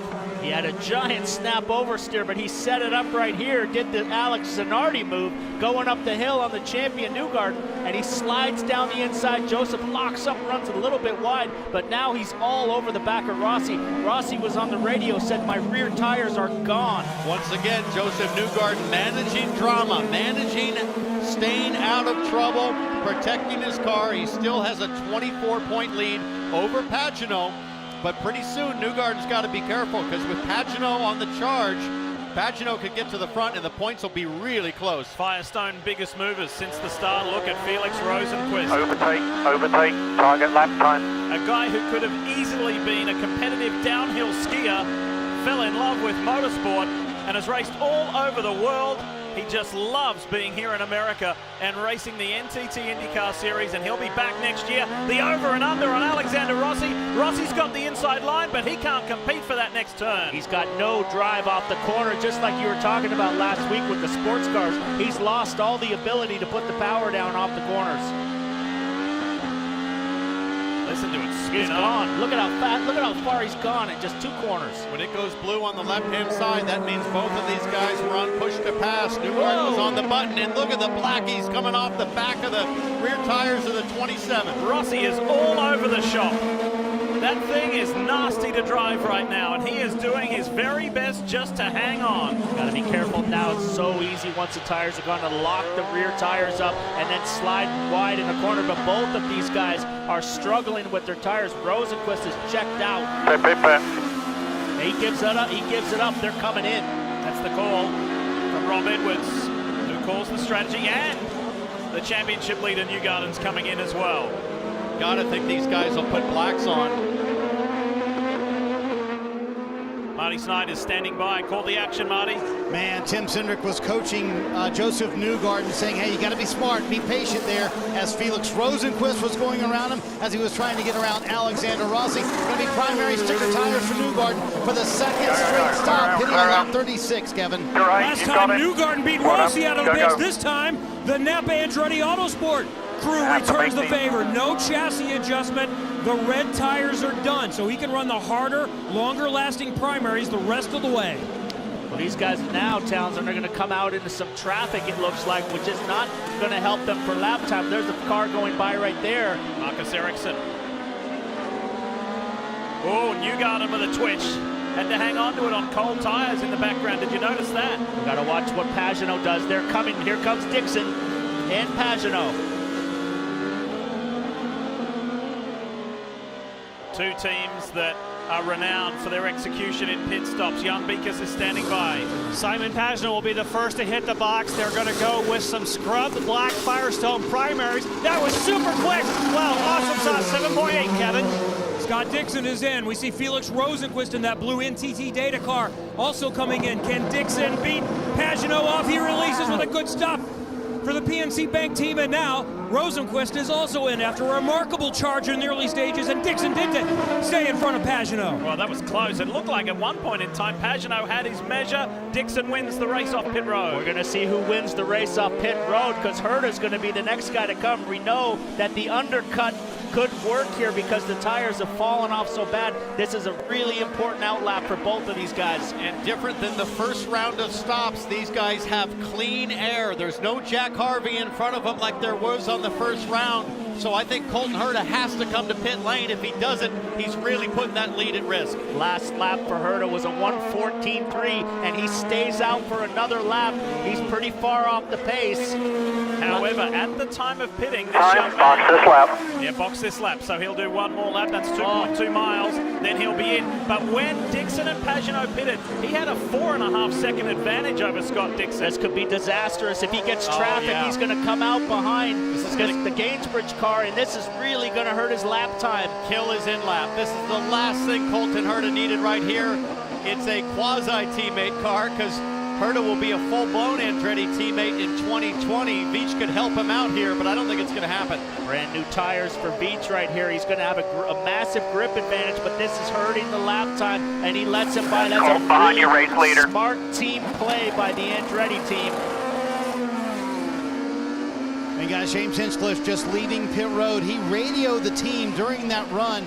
I've pinched something in my neck. He's in a great deal of pain. So Taylor Kyle actually came in, and when they came onto pit road, they put extra headrests around him, trying to keep his neck still, but he's driving in a great deal of pain, guys. And that's the second driver who has a neck injury this weekend.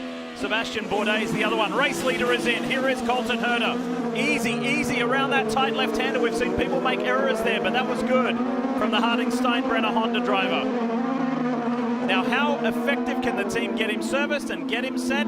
Kevin Lee standing by. No changes is the call from Colton Herta. He has to weave around the tires of Will Power, who's going to come in the next time, and Power is going to try to do the overcut, meaning staying out just a little bit longer like he did in the first stint. So primaries, a little bit longer on this stop. Herta is back out. Let's watch him blend back in. Let's find Scott Dixon. That's a real long stop, but I think he's got it under control. He's quite far ahead of these guys as he Start-finish now. He sure has got it under control. Dixon now into the Andretti hairpin. He's been able to shake off Pagenaud a little, and there's Herta significantly further up the road than what he was last time on the initial stop. Well done, Harding Steinbrenner. The benefit of staying out now is that is 2 laps later in the pit stop sequence than Scott Dixon. That gives Colton Herta a shorter run to the finish on the tires. That could make the difference. Hearing that Alexander Rossi had an off-track excursion behind Marcus Ericsson. Here it is. Just dropped the left side wheels off. Exiting turn 3. No big deal, but he is really trying hard. Have a listen.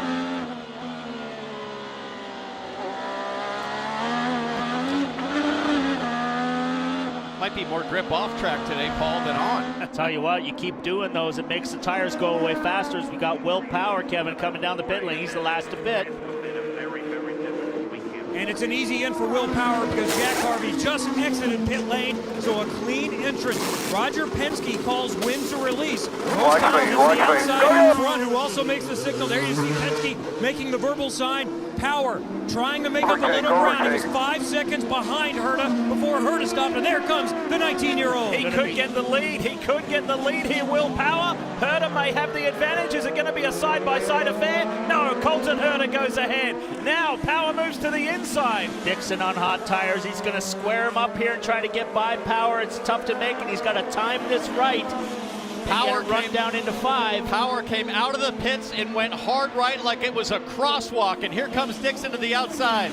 Breaking Jewel in turn 5. These two guys have history, but that's an awesome pass from Scott Dixon on Will Power. Will Power let his teammate go by? He's out of this championship, and here comes Pagenaud right up.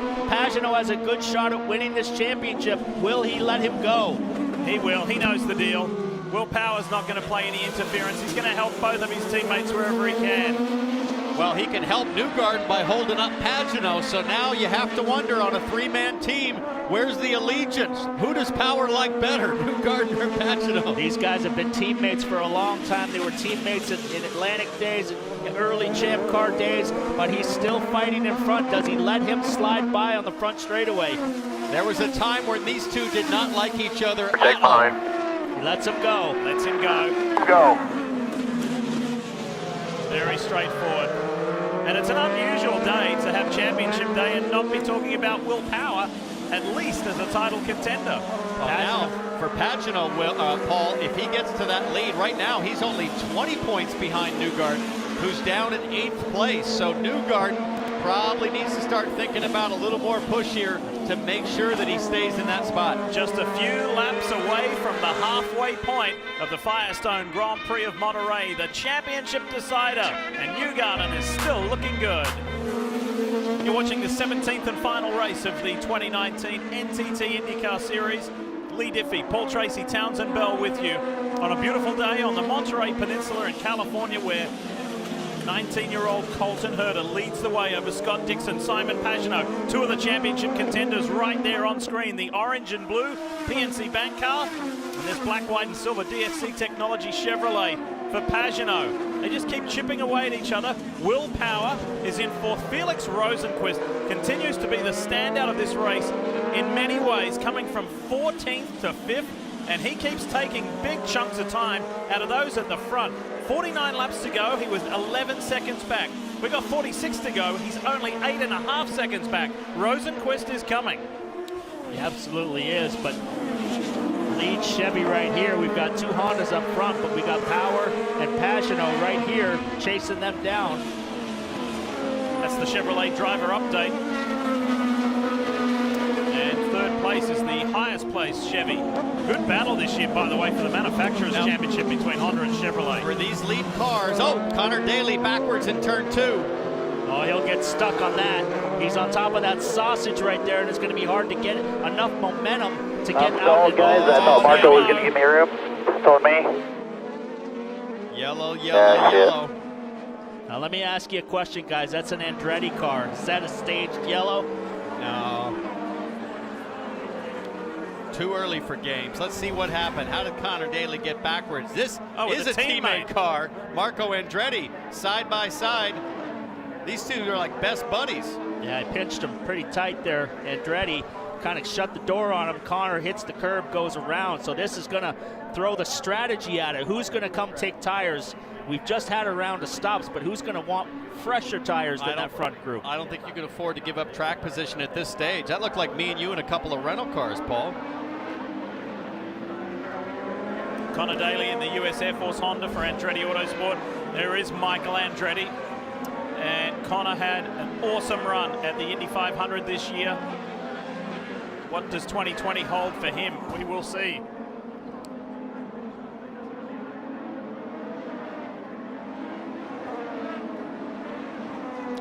Fog's rolling in. This is going to bring in some cooler temperatures, Townsend, and drop the track temperature as well.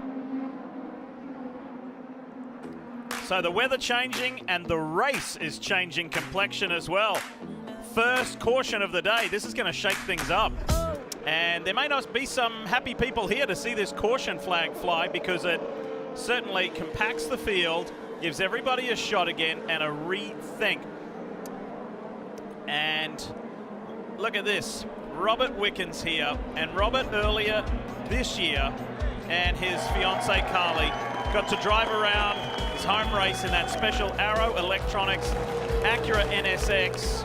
It was one of the moments of this 2019 season.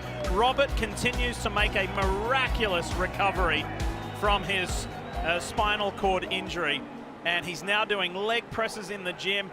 But more important than any of that, he's going to get married next weekend to his longtime sweetheart, and we wish them a very happy weekend, getting married in Indianapolis, and he will achieve his objective. He's going to stand for the vows, and he said, I may not be able to do a whole lot of dancing like I promised Carly, but I'll give it my best. Sheer determination, and we'll see plenty of that here on this restart. Watch that blue number 10 car, 5 cars deep. Felix Rosenqvist has been flying. Oh yeah, 14th to 5th, and now gets a shot at seeing the race leader and his teammate. Watch that blue car, you see it 5th from the right-hand side. Here we go. Colton Herta, all the pressure on him with Dixon and Pagenaud, title contenders. Will Power, Felix Rosenqvist. Let's go racing back at Laguna Seca, and let's see who can make some moves. Rosenqvist is already working on Power. All kinds of trouble for Will Power getting out of turn 11. Rosenqvist looking up the inside. What does he do? He looks outside. Now he might try to square up and cross over on Power. Further back, that's Ferrucci, I think, locked up and into the side of somebody. That was big. Dixon kind of laid back on that restart and might get another yellow here. Sato gets turned around. And Jones is off the track. Ferrucci's car is damaged, and that is the first contact I can think of from the rookie all season. Pagenaud right there again. Dixon laid back on that restart, trying to get a run at it, but got sideways coming off the turn, and Pagenaud has been right there with him. Meanwhile, championship leader Josef Newgarden, there he is, just going through turn 6, is back in 8th place. He continues to lose more championship points, or his advantage, I should say. That's kind of in danger territory back there. He'd like to be a little closer to the front. There he is. Pressure is not off Newgarden at all. Meanwhile, this guy, so long as he stays where he is, will be the Rookie of the Year, beating one of these guys like Santino Ferrucci, who's doing his best to try and get to a safe zone, of which he does. Smart driving by him. First mistake of the year for Santino. He has had an amazing season so far. It looks to me as though he got down the inside of a car and made contact and broke the steering arm. I'm going to show you that again, coming down into turn 2, the Andretti hairpin. Look towards the top of your screen. Big lock up and nails Takuma Sato. Incident is under review, but these Santino's off now, pulled it off the track. Really not much to do after that. He gets down here, locks it up, and just slides right into the back. Gets his hands off wisely to avoid breaking his wrist, but that's under review, but there's really, frankly, no point. Ferrucci's out, parked at the exit of turn 6, and takes off the steering wheel. His day is done. Up until the last race at Portland International Raceway, this young man from Connecticut had finished more laps than any other driver in this field. He was the Rookie of the Year at the Indy 500, had an amazing season. Feel for him that it finishes that way, but he will be remembered for being a contender in his rookie season in the NTT INDYCAR Series. Well, he is out now of the Rookie of the Year, and it is down to Colton Herta and Felix Rosenqvist right there. So it's a Harding Steinbrenner Honda that leads the way. Let's go to that camp now with Kevin Lee. And Mike Harding is one of the owners. You can see them there in the middle. So it's not only a 19-year-old driver, it's a 23-year-old co-owner. The grandson of George Steinbrenner is George Steinbrenner IV. And this team has impressed with a win, fast-paced. What's most impressed you about your teenage driver? His speed, most of all. He's constantly been one of the quickest guys right out of the gate, and his maturity level over the course of the year, the things he's been able to improve on, testing the limit, finding the limit, and I think it's shown so far today. He's driven a veteran race so far. Are the tires okay? That's what his challenge was at Portland, and for any young driver, making them last. Can he do it? He's done so pretty well for the first 2 stints, and we're looking forward for that to happen now. And then I think if we stay out in front after the last round of pit stops, I think we'll be in good shape to take it. And this team is a full-on partnership with Michael Andretti's team next year for 5 cars. That's George Steinbrenner IV. Over to Jan. And we look at the 22, Simon Pagenaud. You just saw him in the back of the shot there, closing in on the back of Scott Dixon. Just spoke with his strategist, Kyle Moyer, who said We didn't actually want that caution. We felt that if we did a longer run, that we'd be able to wear Scott Dixon down. So now they're hoping that this will turn into a long run. Pagenaud now, of course, within 20 points of the championship lead, Marty. John, it's a bit of a tenuous time for his teammate Josef Newgarden, struggling with the race car right now. Tim Cindric several times has said, hey, we've got to have more pace, bud. And he's come back and said, we don't have the rear tires to do it. I just can't get the rears to hook up. So while he sees his teammate Simon Pagenaud sitting in third, trying to get the lead, Newgarden struggling right now to hang on to 8th. This is interesting, Lee. Sure is, and he is wedged between Alexander Rossi. There is Rossi in the blue and yellow Napa Honda, and James Hinchcliffe behind. Graham Rahal, by the way, has got himself into the top 10. Good work there. Telling you right now, Townsend, Pagenaud is playing on the offense. Newgarden's team playing on the defense, and when you're looking at the clock in a title fight, you could run into trouble. You bet. Colton Herta in command. He's led 48 laps of this race. That's almost half the total race distance. What a day. And we're enjoying what is proving to be an interesting championship deciding race here at WeatherTech Raceway, Laguna Seca. Now this man here, as you saw at home, you didn't miss anything in that non-stop commercial. Zach Veach in the Gainbridge Honda got beaten up on one lap by multiple drivers. Well, with NHL starting, the hip check is in season, and he certainly got used up with the hips here. This is 3 wide into the corkscrew. Sato laced, and look at Veach with the big old slide. Manages to keep it in good shape, and he's tired of being hit. He's like, man, I don't want any part of more contact. Be right on board with Veach. Look at Sato. On the curb, bounces up the curb, through the dirt. And prior to that, on the same lap, got hit by Spencer Piggott down in the Andretti hairpin. So a rough lap for Zach Veach, who's down in 21st position. This is Max Chilton and Marco Andretti going at it. This is for 12th place.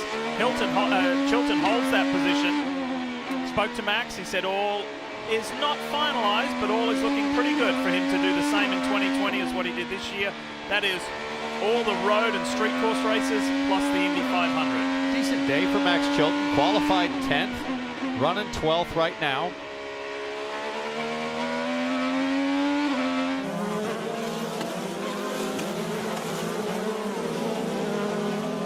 And boy, this has been a fantastic day for Marcus Ericsson. He's in the 6th position right now. And let's give a tip of the cap to Billy Vincent, his strategist. They've kind of called it like a Darlington NASCAR race, Townsend. They've short pitted every time. It's given them fresher tires sooner than everybody else, and it gives them track position, but then he's able to hang on to it. So I'm wondering, hey, if you're one of the championship contenders, would you look at the playbook that Stefan's kind of laid out today and say, hey, maybe I should pit early in this last window and see if I can gain some track position? Hitting early sounds great, but it only makes your life more difficult towards the end of the stint. We really don't have the answer yet, Marty, because nobody has run more than about 21 laps on their tires so far.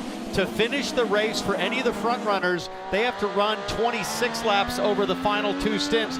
We're going to find out. These next 10 laps are going to really tell us what the degradation is like at the absolute limit. Some recent radio from Alexander Rossi's team and car. Have a listen. How's the car? It's rear limited on entry. Copy. Do you want to keep the front wing on the next set or go back? I go back. So he says it's rear limited on entry, which means it's loose getting into the corner. When he brakes, it wants to lock the rears a little bit and have turn-in oversteer. And as the stint goes on, based on his last run, the rears totally wore out and he lost the drive off the corner as well. So you see the Firestone telemetry. It sounds like they added wing on a stop. They're going to back out that front wing change for the last run to the finish. We're at lap 58. I would expect everybody to make their last stop at around lap 65, 66, but I think somebody will come in early and try to luck out by putting the others in the danger zone, Paul. Yes, Pagenaud continuing to stalk the back of Scott Dixon. Pagenaud was pitted just a touch earlier than these guys and done the undercut. We're coming to about 30 laps to go, which is still a long way in this race to finish out. Herta moving out a little bit, just got a little bit of breather on Dixon. All right, you guys, if you were Simon Pagenaud, would you do it? Would you be the first to come in? I wouldn't, because you've got a real good shot right now. I think if I'm Scott Dixon, I would think about being the first one to make the last stop, because as he runs right now, he's 53 points out and runs 4th in the championship. He can't lose 4th in the championship, really, to Will Power without a total disaster. So why not take a gamble and be the first to come to pit lane? I think if I'm Pagenaud, I run a little bit longer than these guys this time. I think he's better at saving the tires, and Power has done the overcut and nearly came out in the lead. So I would run a lap or two longer. You put yourself in the danger zone, but I think it's worth it at this point. It's the only way you're going to win the race. Unfortunately, the season has come to a premature end for one of the rookies. That is Santino Ferrucci. He's with Robert Miller. A rookie who had a great season, Lee, and came out of nowhere, Rookie of the Year at Indy. And I just told you, rookies are supposed to make lots of mistakes. You only made 1 in 17 races. What happened? Yeah, you know, it's tough with this track and the restarts, and we were running a lot of front brake bias, and I made a mistake. I forgot to reset it, just trying to catch up during the caution, and you know, we struggled a lot on the black stint. We were much better on red tires, and you know, I feel bad for Sato. I just locked up the tires right in the initial part of the brake zone, and I kept trying to pump the brakes to get them to unlock, and I just couldn't get it out of the way, and I knew I was going to hit him. I just tried to hit him as square as I could to not do any damage, and unfortunately I broke the upper upright in my car. You made a lot of fans this season, young man. Give yourself a grade. Oh man, I don't know. After that, it's tough. You know, I just want to go in the off season, work on everything that we learned this year, and come back even stronger next year. So. All right, we'll see you in 2020, Lee. Robin, thank you. Yep, he's got a lot to think about in the off-season, but a lot to be satisfied with from a year that saw him yield 3 fourth-place finishes, narrowly missed a podium. Meanwhile, speaking of rookies, here's Felix Rosenqvist, who would win the Rookie of the Year title if points and positions stay as they are. He's in the top 5 at the moment overall in this race. And another rookie leads the race. That's California's own Colton Herta. He's 1.5 seconds out in front to the good. Earlier this year, towards the end of March, it was a special, memorable, actually unforgettable day for Colton Herta and the sport of IndyCar as well. With his dad, Brian, there, Colton became the youngest ever winner in IndyCar Series history at the age of 18. How about he partners his 3 pole positions with a second win here today? Well, he's led 58 laps. He's led more than 100 laps in his rookie season. Paul, you hit plenty of milestones in your IndyCar career as we see the Speedway lap leaders. How impressed are you with this young guy? Oh, he's super impressive. I've known him since he was a baby, raced against his dad. He's a spitting image of his dad. You look at him now, they look like brothers. And he certainly is looking at getting a win here. His dad was a master here. Well, think about this. You got Ray Hall straight. You've got Andretti hairpin. This could be Herta house after today. Take the whole place for the family. Hey, Marty, we're getting into the zones where we can see the final stops happening here shortly.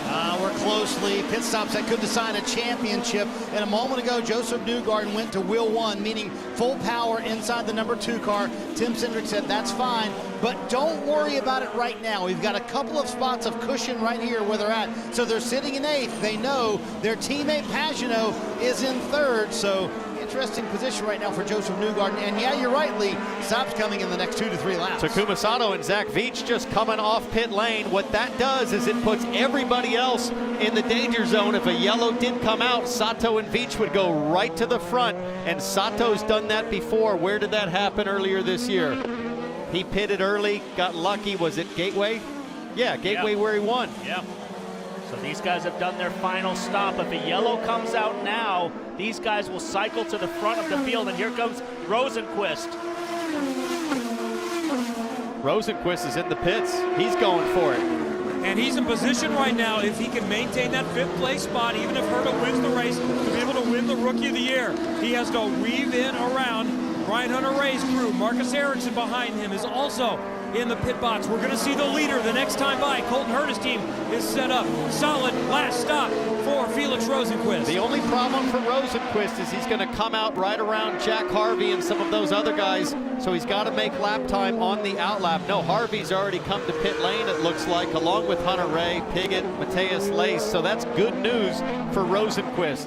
Herta has done a good job on this stint managing the tires. He's starting to check out on Scott Dixon. He's pulled out to a 3-second lead. So as he comes down the hill, the pit lane entrance is right down at the bottom of the hill here. He's got a nice little buffer if they have any issue on the pit stop. There's the gap, and there's the pressure. So do you come if you're Colton Herta? Yes, you come in. You take the insurance policy. You don't want to get caught out. Here comes Dixon right behind him.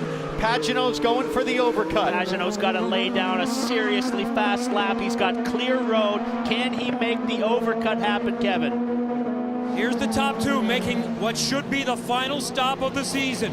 Colton Herta is trying to make it a second race win as a teenager. Alexander Rossi is also coming down pit lane. Dixon, unlikely to be able to win the championship because Newgarden is still in the race. He's back out. Meanwhile, Alexander Rossi making his final stop, trying to get it done to be able to get something happening. Marty, what do you see as Newgarden releases? Championship leader Josef Newgarden already left his pit stall, had asked for more rear grip, saying the car just didn't have rear grip towards the end of that run for Newgarden. Out on the primary tires again for that 2 car. We'll see where it cycles out. They're going for the early side of the window. We'll see if it gains him any track position. Came in running 8th. I'm not really sure 1 lap is enough to do it. If I'm Page, I go for 2 fast qualifying laps, lay down some wicked times, and I think you beat these guys out. Meanwhile, potentially the race-winning secure move from Harding Steinbrenner to get Colton Herta in, protect against the yellow, and here comes Pagenaud. Colton Herta was able to beat Rosenquist out, so did Dixon. All right, where is Herta? Where is Dixon? We'll monitor it. Jan, here's Pagenaud. And of course the goal is to try to beat Scott Dixon. They only had 1 lap, like Paul Tracy was saying. They would have liked to have 2. The tires were done ultra fast. They have to wait for some fuel. That was an excellent stop by the Penske team. Now watch Scott Dixon. Let's find out if staying out 1 more lap and that overcut will work for Pagenaud. I think it's going to be good. I think it's going to be good. He's already off the limiter. He's going up the hill.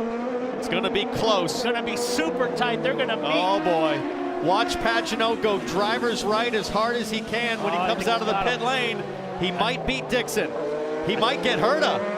Close for the wheel as they come out. Now he's got to hold off Dixon on hot tires, but he's got to go for it now. Dixon's going to have a shot going to turn 5. And defends through turn 4.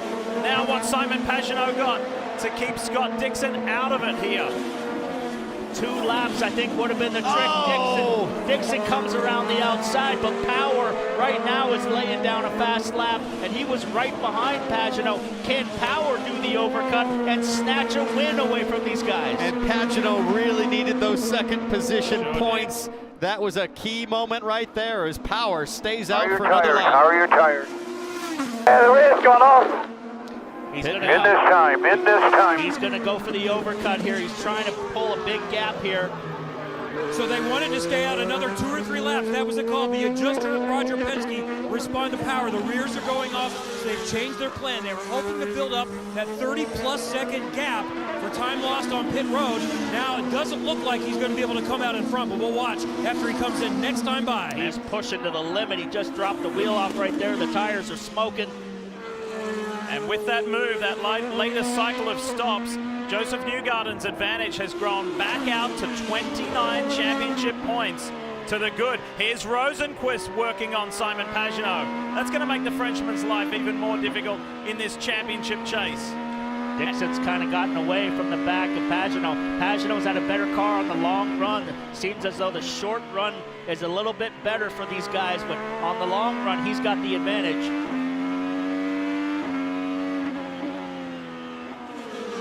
Here's Power. 21-second gap over Colton Herta. Scott Dixon, 23 seconds. So Power, I think, will come back out around Pagenaud, Kevin. And he's still in play for the race win because he's not going to need to save fuel, and he's going to have better Firestones. I've already heard communications for those that came in 2 or 3 laps ago. You're going to have to save me a little. So that may not be the case for Power. Really good stop for Team Penske. Back out, and here comes Colton Herta up the hill. Will Power be able to get him to the race lead? Keep on. This is looking more promising than Simon Pagenaud's. This is going to be tight. Herta's in good shape. He's going to come out right behind Colton Herta, and so he has dropped Simon Pagenaud back a couple more positions, and he's got fresher tires than Colton Herta now as we run to the finish. And in a typical Will Power style, It wasn't that long ago he was in a slump. He said, I don't know what I have to do to win a race. I don't know what's happening. If he could pull off a win here, he would win 3 of the last 4 races of the season. The enigmatic way of Will Power. He's going to have to hold off Scott Dixon as they come to the corkscrew, but I don't think Dixon's going to be close enough as Power has tire temperature. Colton Herta, Will Power, Scott Dixon, the revised top 3, Pagenaud and Rosenquist in the top 5. It's been a little busy during the break here. Watch Simon Pagenaud in the 22. Drops wheels at the exit of turn 4, and Rosenquist with a run. Pagenaud drops a wheel off, and then he gets a run on Page up to the corkscrew. So we got a little bumping action going on here. Pagenaud not wanting to give it up. That's Rosenquist from 14th up to 4th. What a comeback drive it has been from the Swedish driver. Imagine if he hadn't have made that error in qualifying yesterday and qualified up front, what he could have done today. Well, he's not far out of the action anyway. Meanwhile, Colton Herta continues to lead. Let's hear from his famous dad, Brian. Yes, and of course he's calling the race for Marco Andretti, but as a proud father, I know you're keeping your eye on what Colton. He's having an awesome day. Yeah, he's doing great. I mean, they've been really close in and out of the pits. The crossovers on the pits were really exciting, but I think they're done pitting now, so it's in his hands. And, you know, he struggled a little bit here with Marco in qualifying, but moved up quite a bit here, and hopefully finish strong with the 98 as well. Are you surprised as a teenager how well he's managing the tires on such a difficult circumstance? Most of what he's done this year has been surprising me. All right, Brian Herta, of course, a 2-time winner here. Robin? You know what? We come back to a racetrack for the first time in 15 years. You never know what the attendance is going to look like. You don't know if people are going to show up. They had a 3-mile backup this morning on Highway 68 getting in here. They've sold all the camping spots. The suites are full. They might have 25 to 30,000 people, and I got news for you. I think we're back at good old Monterey to stay, boys. Robin, let's chat with Tim Cindric. And man, you've been calling plays like an NFL coach today. You've been coaching them up. So how do you feel about the situation here with 19 to go? Yeah, we still got 19 to go, like you said, but he's done a really good job of managing the race. It's not like him because he wants to go, but it's been a day where we've got to play the relativity game, and so far so good. But yeah, still quite a bit of time left here, but he's doing the job so far. Plus 33 right now. Has he not been happy with the handling of the car? No, a couple of times he said he just didn't have rear security. Yeah, we've been struggling for speed all day. Not really sure. Just doesn't like the rear of the car, but trying not to overdrive it as well. So just trying to manage the day. Right now, Josef Newgarden sits in 7th, and his teammate Simon Pagenaud has fallen back to 5th, and that certainly helps out Josef Newgarden's case to win this title in 2019. As close as they got, they being the contenders to Newgarden in this race, 20 points. And then now with Pagenaud being pushed back and back, and technically so long as Newgarden runs where he is, Dixon's out of it, he's been eliminated. Pagenaud's now 33 back, as Marty mentioned in his interview there with Team Penske's president, Tim Cindric. But don't discount Will Power. He's not done with Herta just yet. Absolutely, Kevin. He's on the move right now, and he's stalking the back of Herta. Before that last stop, I started thinking, I think Will Power is going to be the guy to beat. He's got 3 laps to the good for fuel. Colton Herta. I just heard a communication to Ryan Hunter-Reay, who pitted on 63, 1 lap earlier than Herta, that we're really tight on fuel. Typically, younger drivers don't save quite as much, although Colton's been pretty good at it. But fresher Firestones, too. This race is not over. Will Power wants to finish on a roll with 3 of the last 4, and he might get it done. And by the way, by just finishing up front, he's doing all he can to help one of his teammates win the championship. What he's deficient in is push to pass time. You get 150 seconds allocated in it. In 15-second bursts, you can use up to 15 seconds. He's only got 14 seconds left versus Colton Herta's 63. How about Pagenaud all the way down to 7 seconds remaining? So on a track where we didn't think the push to pass button was going to have as much effect, it's been quite the contrary. They've been absolutely laying into the boost, Paul, all race long. Yeah, but you don't really need it here. If the tires go off, it seems as though all the passes are happening in the infield section on these little short chutes. So these long straights, if you get a good drive off this corner right here, pretty tough to pass. But if you have no rear grip in the infield and drop a wheel off the track, it's an easy pass. Speaking of rear grip, it seems like Pagenaud is now challenging Rosenquist.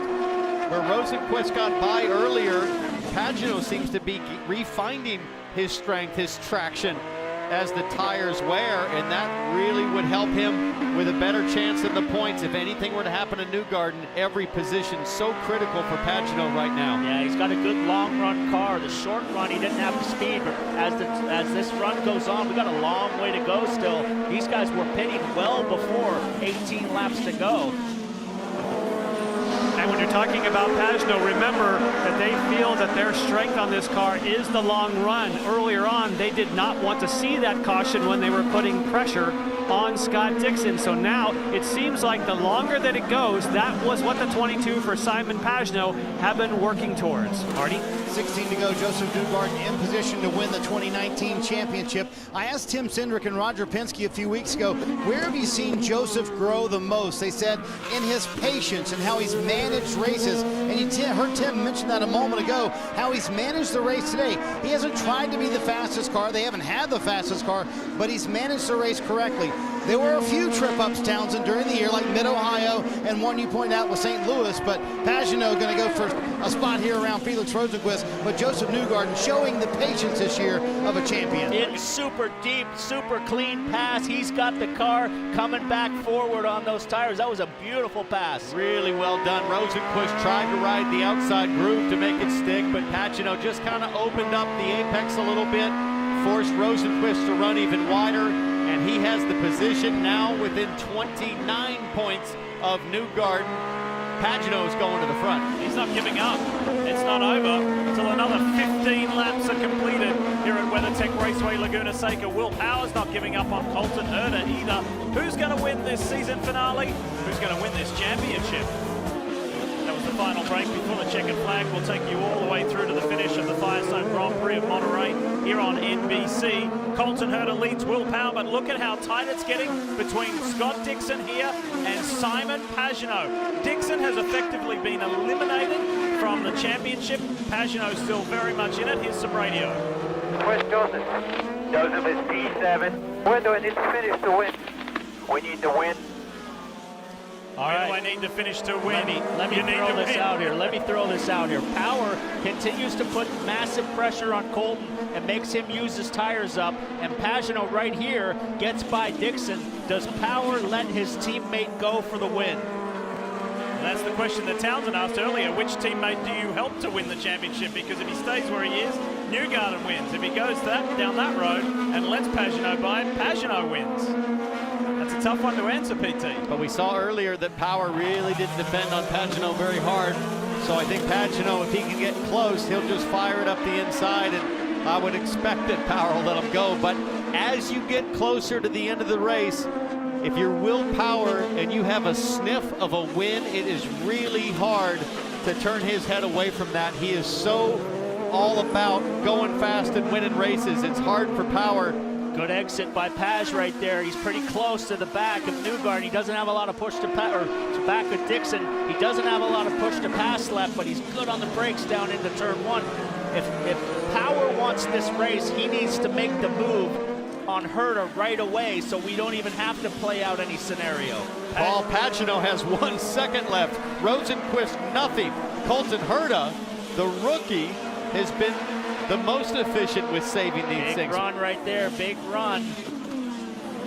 And so interesting that Pagenaud is trying all types of variables out on the racetrack. You may have noticed on the final corner of the track, notice turn number 11, he is purposely not going all the way to the inside. He's going around the outside to try to pick up a little bit of grip on the outside of where the track is really polished smoothly. So this is the top of the hill, but at the very bottom, watch Pagenaud, and there he tries a different line than what we have seen for Scott Dixon to try to get some clean air, but he's also trying a completely different line down at the last corner in turn 11. Here it comes. See it here in turn 11 as Pagenaud comes, looks to the inside of Dixon under braking, fades back to the outside.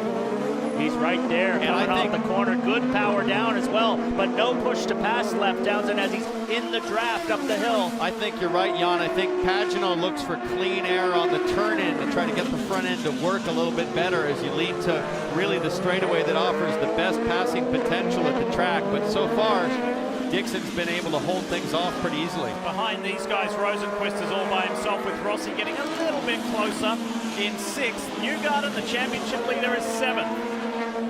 We're getting quite the story. In 8th place, you've got Sebastian Bourdais, who's driving, injured with a sore neck. And against another driver, James Hinchcliffe in 9th, who's also dealing with neck problems. As you see Bourdais go through turn 4, this is a guy that couldn't even finish practice on Friday. I saw his race engineer Craig Hampson before this race started today, and he said, we will just be participating. He said, my guy is really wounded. He is hurt. He is being so brave just to drive. And look at the 4-time champion. He's not only in the top 10, he's in the top 8. This is an awesome and gutsy performance. 10 laps to go. We're getting into the territory now where these tires so far in this race have not been. And when they go off, Townsend, they completely go away. It's the best run that Pagenaud's had so far, but there's nothing left on push to pass as Dixon uses the precious seconds that he has remaining. Dixon down to 5 seconds total use to go 9 laps.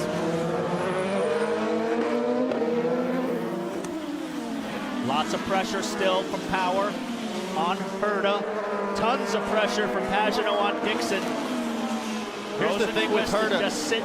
Herta's got 38 seconds. There's 9 laps to go. I think they should start coaching him up to use 4 or 5 seconds per lap to make sure he stays out of the claws of Will Power. Power's basically done. He's only got 4 seconds of push to pass left. This fight will not go away between Scott Dixon and Simon Pagenaud. They come down the hill next time. Only 8 laps remain in the 2019 season. And Josef Newgarden, points leader, is back in 7th, just managing things. Good exit out of the corkscrew for Pagenaud. His car looks good coming down the hill. He's real close. Will he dive down into turn 11?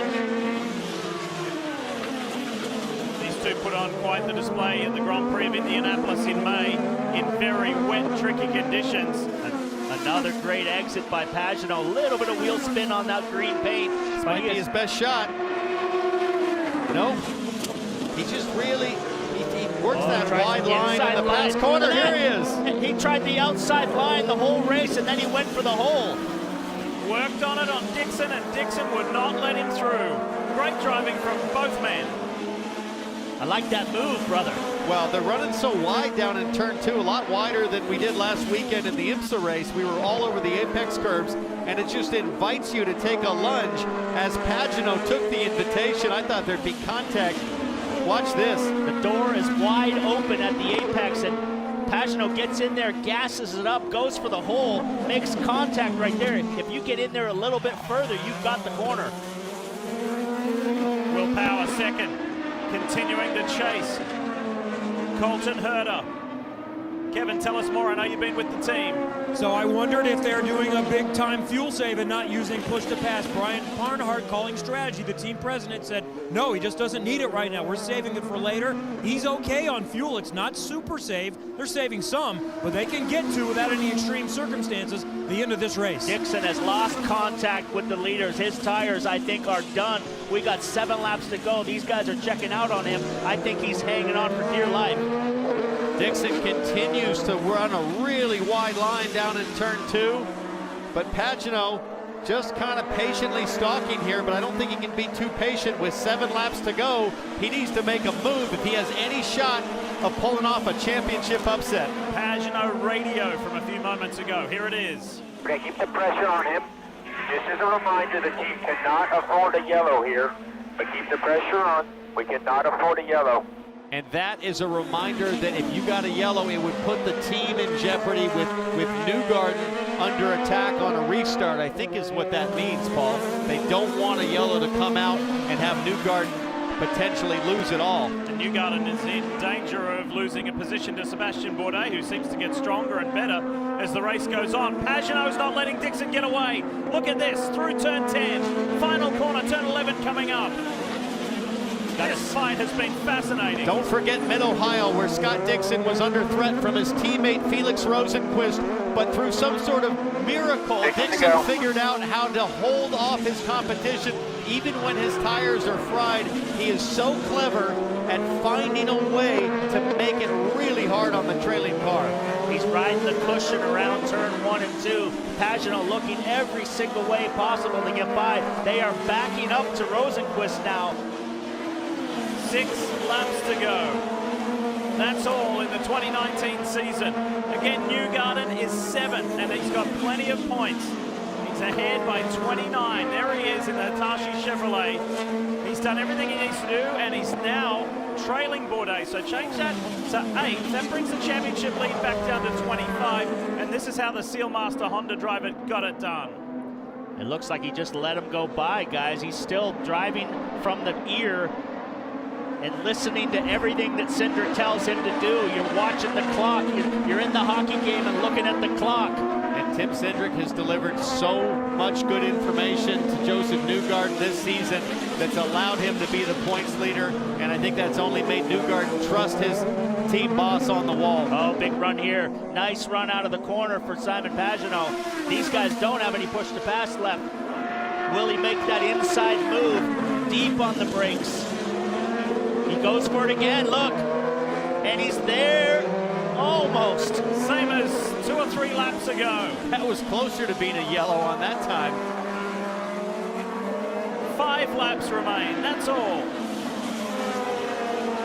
When you got a car like Dixon's got right now, 5 laps seems like an eternity. His rear tires are completely gone. Josef Newgarden is listening to the orders of Tim Cindric on what to do.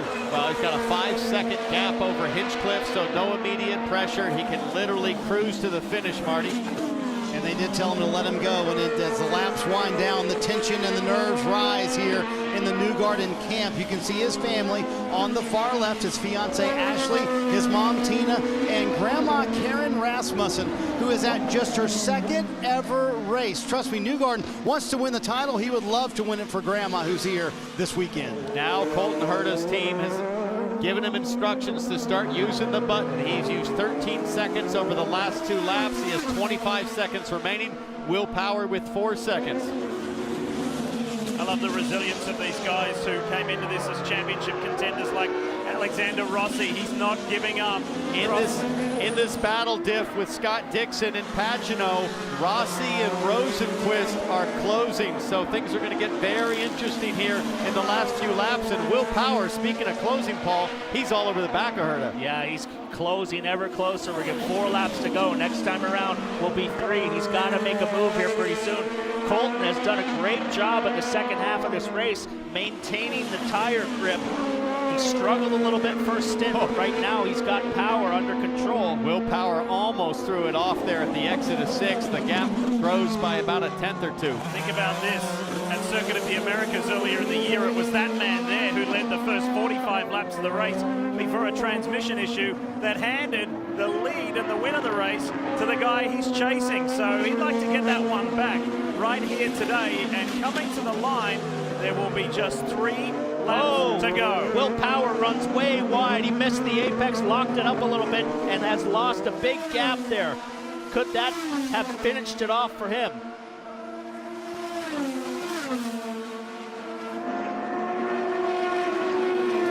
Rosenquist runs 5th with Colton Herta leading as they run right now. Rosenquist would be the Rookie of the Year.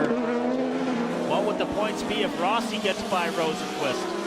Closer. He's still good. He's still got a buffer there. But remember, earlier in the year, Rosenquist said, I don't really care about Rookie of the Year. It's all about winning races. And about halfway through the season, he started to realize, you know what? It would be an honor to beat these rookies because they're good. He missed it at the Indy 500. That went Santino Ferrucci's way. He's been on the podium several times. He's had a pole position.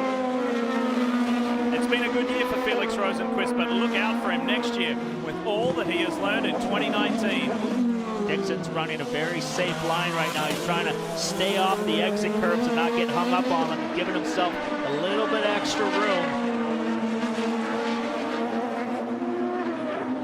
Running really wide lines is Scott Dixon, just trying to open up his hands and be as straight as possible on old tires as you try to lay the power down. Here comes Pagenaud, though. That was a good exit. 2 laps left. 4.5 miles to determine the champion for 2019 in the NTT IndyCar Series. It's massively in Josef Newgarden's favor, but it is not over. Simon Pagenaud fighting to win this championship. He's trying everything he can possibly do to get by Dixon, but these guys up in front, it's a big gap to close in a couple laps if he can get by Dixon. A little bit of lap traffic, Paul. This could mean a lot. Spencer Pigot, last lap, 1:18. Dixon doing 1:14. So this could really mix things up in the last lap. Especially if you catch them at the Corkscrew as they get up to the top of the hill here. Hopefully Pigot, he's lapped now, gets out of the way as they come down the hill. Can't wait to hear what the drivers have to say after returning to WeatherTech Raceway Laguna Seca after a 15-year absence. Big exit. Watch this. Big exit there for Pagenaud. He's got a lap car, Dixon in front. One lap is all that's left in the 2019 INDYCAR season. And there is a huge gap back from Power back to Dixon. It's down to these two guys for the win. Pagenaud got by, he's not giving up. He's gonna go for it on that inside. Look at that, he blocked the inside, made him go to the outside now. He covered that inside move, Townsend. Dixon's turning that IndyCar into a dually. That thing's so wide. And up front, Colton Herta, after winning his third NTT P1 pole award yesterday, has just constructed and executed a beautiful race. He's led 82 laps of this 92-lap race. He's got a champion and an Indy 500 winner just all over the back of him. Colton Herta has done an awesome job. Just awesome. He's endured some frustration this season with some mechanical DNFs, with some crashes, stuff that's gone on that has not been his fault, but what a way to put a period on your rookie season. Power has one last lunge at him, but to add to the Circuit of the Americas win, Colton Herta wins at a track where his dad did. Great job, buddy. Laguna Seca. Awesome win for the Harding-Steinbrenner team and Colton Herta. And further up the hill, we pick up the Hitachi Chevrolet of Josef Newgarden. He was a champion in 2017. Josef Newgarden is the 2019 champion. He's done everything he needed to do and comes across the line with a 25-point buffer. And his fiance, his parents, and grandmother are there to celebrate, and so too does the captain, Roger Penske. Well done, Josef Newgarden. 2 championships in a 3-year span. And while it wasn't the most sensational day for Newgarden on track, he did everything he had to do. He had the support of his team, great information, great coaching from Tim Cindric, and another crown. And another crown for Roger Penske. He's been highly successful at this track. This will be his 6th win, I believe, here. And great job, Joseph. Competitive cars all the way through the field. 16th championship for the captain. And 4th in the last 6 years.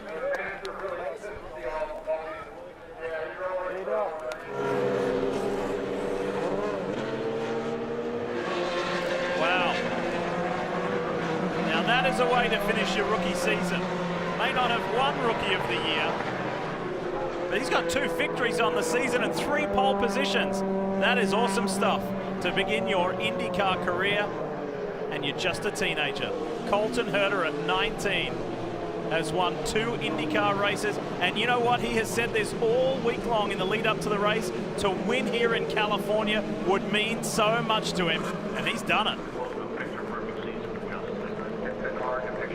Roger Penske, as mentioned, 16 IndyCar championships, a clean sweep of the year, including the Indianapolis 500. Well, a great year running for us. This team back in Mooresville and the whole team Penske have just done an outstanding job this year. I can't credit them for all the goodwill we have and the things that happen at that shop for our people. But think about this. Josef Newgarden, the champion. We got an Indy 500 winner. Will won races, all 3 of them did. So credit to the crew, our sponsors, obviously Chevy. What great motors we had all year. You can see with Verizon and certainly Hitachi. What a great chance for them to be in the winner's circle for the first time. A lot of people thought that put a lot of pressure on Josef leading all year long. The others could just chase him. What do you make of what he was able to do to win championship number 2 from the front all year? Well, I think that he held up. You know, obviously he was talking to him this morning. He was little butterflies, but overall he's a real pro, a great driver, and I can't thank him enough for his hard work. Congratulations. Let's go to Marty now and watch the champion climb out to celebrate. Josef Newgarden sitting, kind of enjoying the moment. He can't believe it. You see the hands on the helmet, pulling the steering wheel. The team is here to congratulate him. Tim Cindric still doing media interviews. Roger Penske not over here yet, obviously. He's up there with you, Kevin. And Josef Newgarden climbed in to this car this morning as a one-time series champion. He'll climb out as a two-time IndyCar champion. Will Power, his teammate, coming by to give a congratulations. Going to take a moment. It's been a tough week on Josef Newgarden. Tough couple of weeks. A lot of stuff going on at home, building a house, planning a wedding, and trying to win a championship.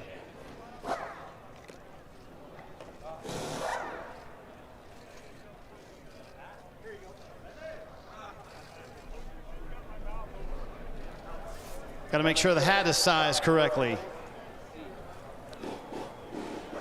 Josef Newgarden, the 2019 IndyCar Series champion, everyone.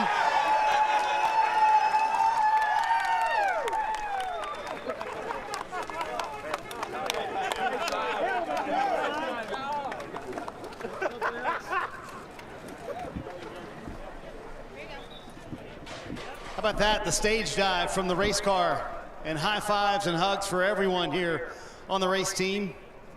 Tim Cindric gonna come in and give him a hug. Tears flowing down his face. Man, I was so pissed earlier.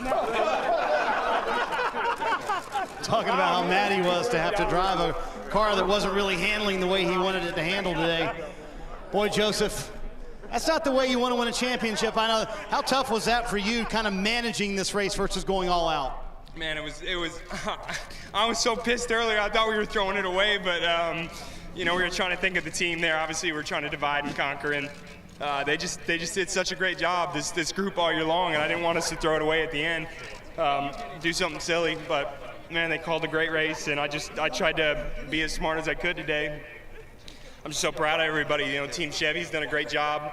Won the Indy 500 obviously with Simon, which has been fantastic, and then to win the championships is, I think, as much as you could ask for in the year. So I'm just so thankful to the team, and we had such a great group. You know, everybody, not just on the two car, but our entire team is amazing at what they do. So thank you to Hitachi. They just signed on for a new multi-year deal, so this is big for us, man. We got to try and do more, but I'm so happy. I was crying that whole lap, so I'm glad it's over. I'm so glad this is over.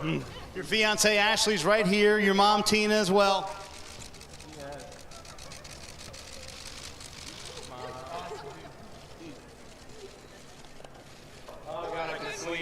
What a moment for the Newgarden family.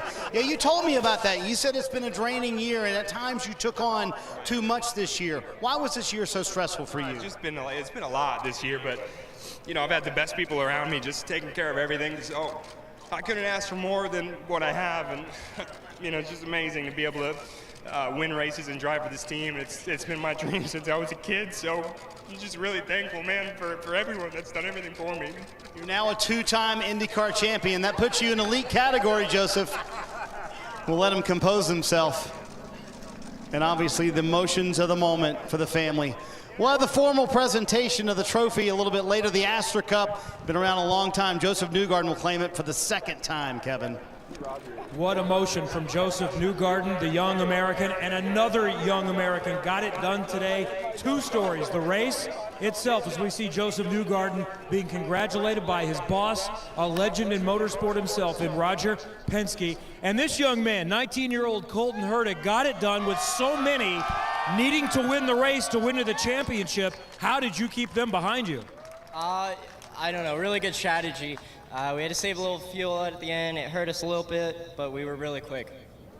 What was the ability to keep the tires behind you and under you? That's so challenging for young drivers. How did you make them last the whole way? Learning from Portland. You know, we were really bad at that Portland, and just kind of staying within the limits, not doing anything to the car that hurt it, and that's kind of what we brought towards here. So we have an Andretti hairpin, we have a Ray Hall straight. The Hertas now have, what, 4 poles, 3 wins. What section of the track should be named for the Hertas? I've got no clue. Maybe the whole thing. Your dad almost won in his first race. It took a pass that now would be deemed illegal to keep him from victory lane. You've won in your first. Let the whole season sink in. You've won twice with 3 poles. You're barely out of high school. Yeah. Yeah, so no partying for me tonight. But no, it was so cool to be here with this team and the engineers, the mechanics, the PR, the managers.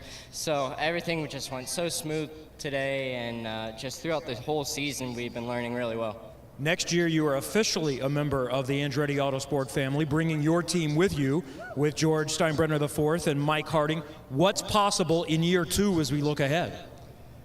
Hopefully a championship run. Yeah. No, we've been really quick in the second half of the year and been getting it done in the races, so who knows? So he's 19 years old. He can't celebrate the way others will. We've got the designated driver for the Harding-Steinbrenner party here tonight from Laguna Seca. 19-year-old Colton Herta is a 2-time winner in IndyCar. It was tough to see him this year when he endured some adversity. It is tremendous to see him be able to celebrate like that. So that maiden win, that history-making maiden win, to be the youngest ever. But now this one, he'll say, yep, that's the one I wanted. That was proper, all good. And now I can go into the off-season knowing that I can beat the best in IndyCar. And the best in IndyCar for 2019 is Josef Newgarden. Look at those wins, poles and podiums. He did it all this year, and you saw how much it meant for him. We'll have the formal presentation coming up. Back at Laguna Seca on championship day with the sun shining. Everything just seems right.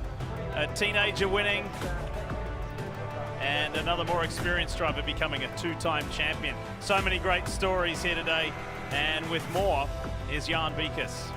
And what an incredible day for Simon Pagenaud. Job 1 was to try and jump a couple people in the pits. You said you hope to go after Rossi and Newgarden.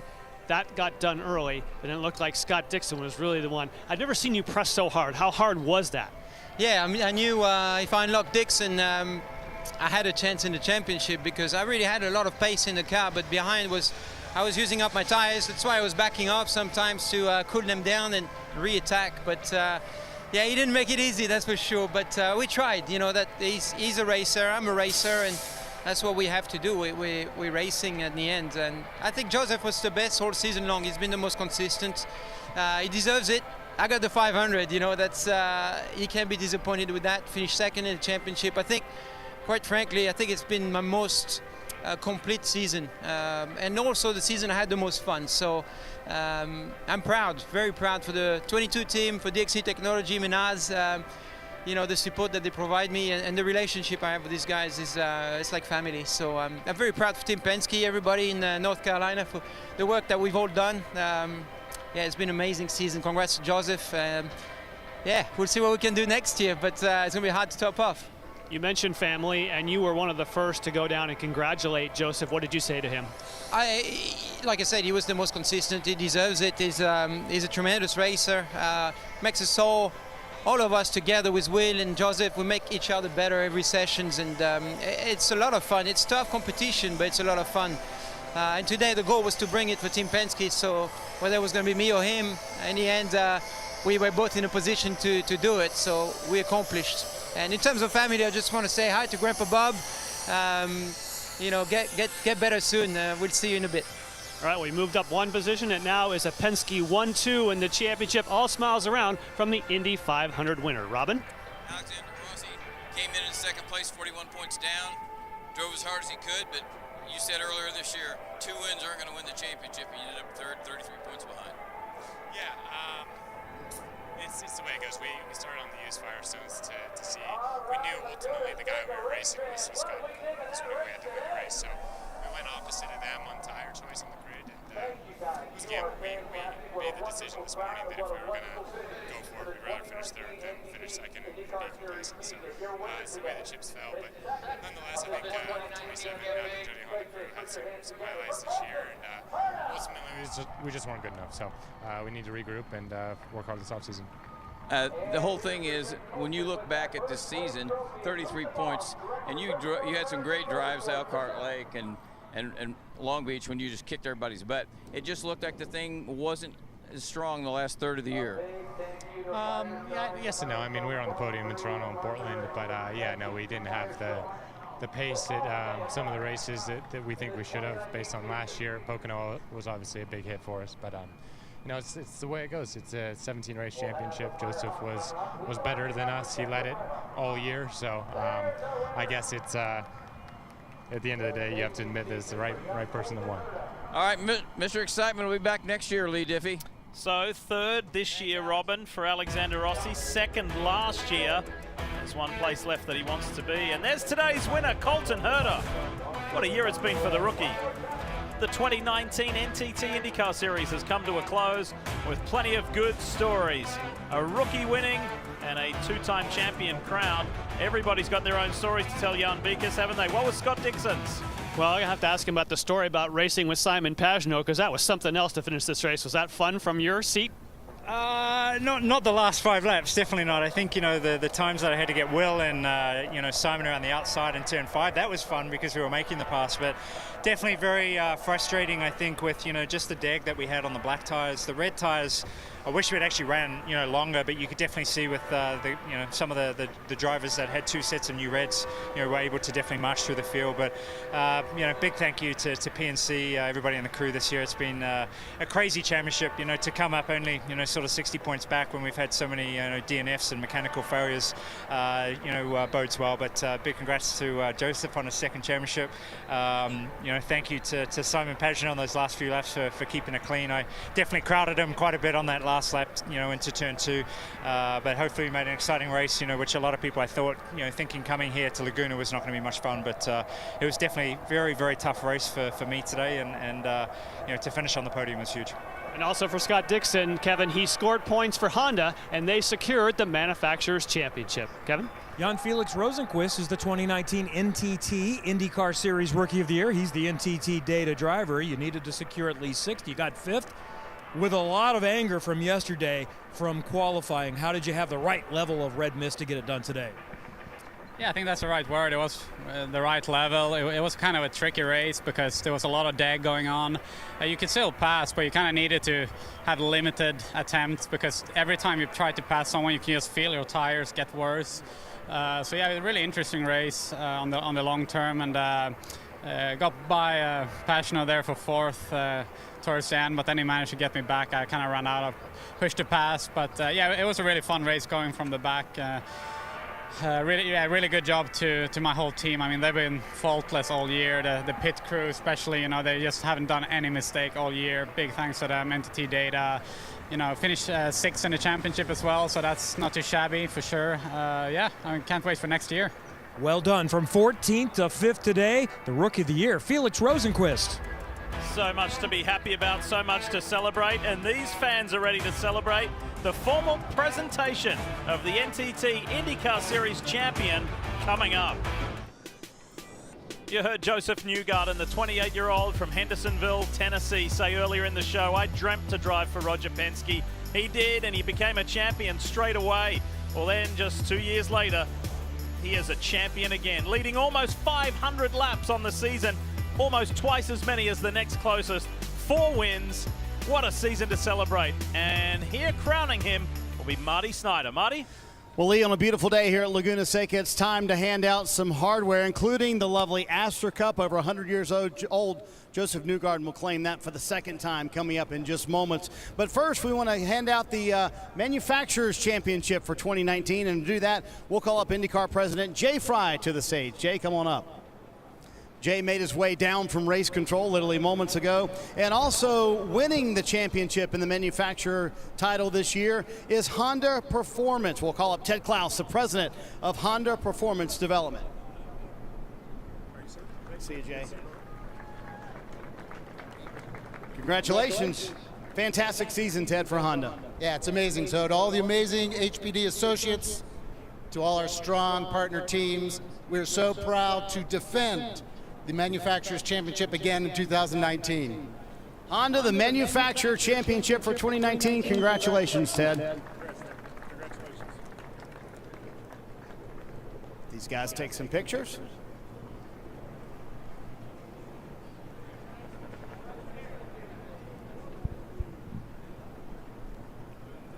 And once again, congratulations to Honda, everyone. And now it's time to talk to our 2019 IndyCar Series champion. Josef Newgarden won the first race of the year, did what he had to do in the final race of the year, and Josef Newgarden is now a two-time IndyCar Series champion. Let's call the new champ up. Josef Newgarden, everyone.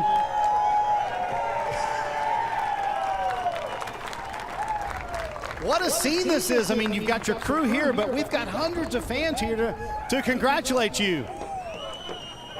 As if there haven't been enough high fives so far, right? Congratulations. How have the last few minutes been soaking all this in? Those are my boys right there. You have no idea. They got my back.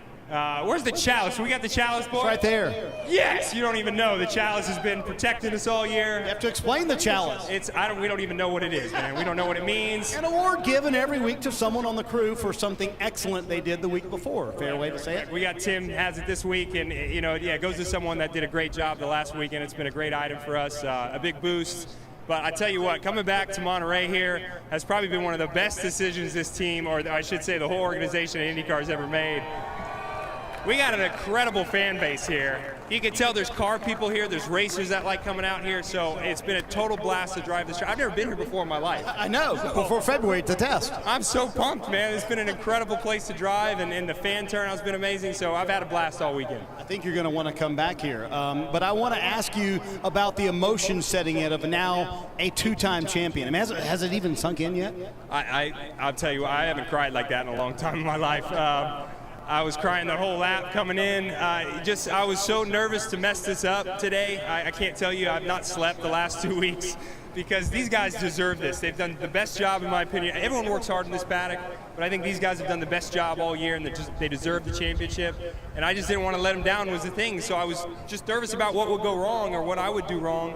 But, we got through it. It was a very hectic race. I didn't know where it was going halfway through it, and I got very nervous myself again. But it all worked out, and man, I feel like I'm going to be able to sleep tonight. I'm just really happy this whole thing's done. Well, I know these guys made it happen for you, but let's call up the guys who manage all of these guys. First, we'll call up Team Penske founder and chairman of the Penske Corporation, Roger Penske, and the president of Team Penske, Mr. Tim Cindric.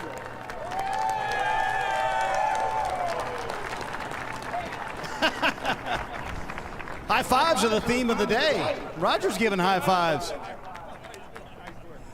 How is that, Roger, to watch him trying to win a championship while you're trying to run a race for Will Power? Well, I'll tell you, it was planned. I got to thank Cindric. We said he's got to shadow Rossi, and we had to go out and try to win the race, and that's what it came up to. But what a champion. It's a credit to all our people that back at the shop that do so much for us. And to me, to be here, I raced here one of my last races back in the 60s. Hadn't changed much, just a great crowd. So thank you, fans, for being here. We've got a great champion here, and we'll be back next year. These fans are unbelievable here. Let's get Tim Cindric in here. Man, you coached that entire race. I don't know if you've ever coached more in a race, Tim. Oh, I don't know. I learned from the best. But, no, I think it was a great team effort. It's not just one. It's not just this one team, but it's all of them. When you look at the fact that all three of them have been champions, and they've all worn that champion's hat. But today it was Joseph Day for sure. All right, it's time to hand out some hardware. So hang around for a minute. This is going to take a little bit, okay? You got nowhere to go, right? Let's call up Kurt Bruns, the Vice President, Motorsports Division for Jostens. I believe he has a championship ring for you, Mr. Newgarden. Yes, sir. Kurt, I'll let you do the honors. You look good, great, brother. Man. Love it. This is the theming we need right here. On behalf of our 5,000 employees, we couldn't be more proud to present you with your championship ring. Thank you, sir. Number 2, Joseph. That's a heavy one. It's bigger than the one in 2017, so that's cool. It's number 2. Thank you very much. I appreciate it. Yeah. Thanks, sir. Thank you, Kurt. We're not done yet. The big piece of hardware, it's time to hand that out. Let's call up Akira Shimada, the Senior Vice President, Executive Vice President for NTT, and also the CEO of Holman & Company, Mr. Mark Miles.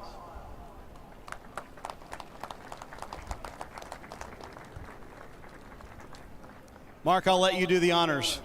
Thank you. First, a huge congratulations and thanks to NTT for being the sponsor and to NBC for doing a fantastic job for the series all year. But the hardware goes to this guy right here, and Roger Penske behind us. Got a hernia last year trying to do this.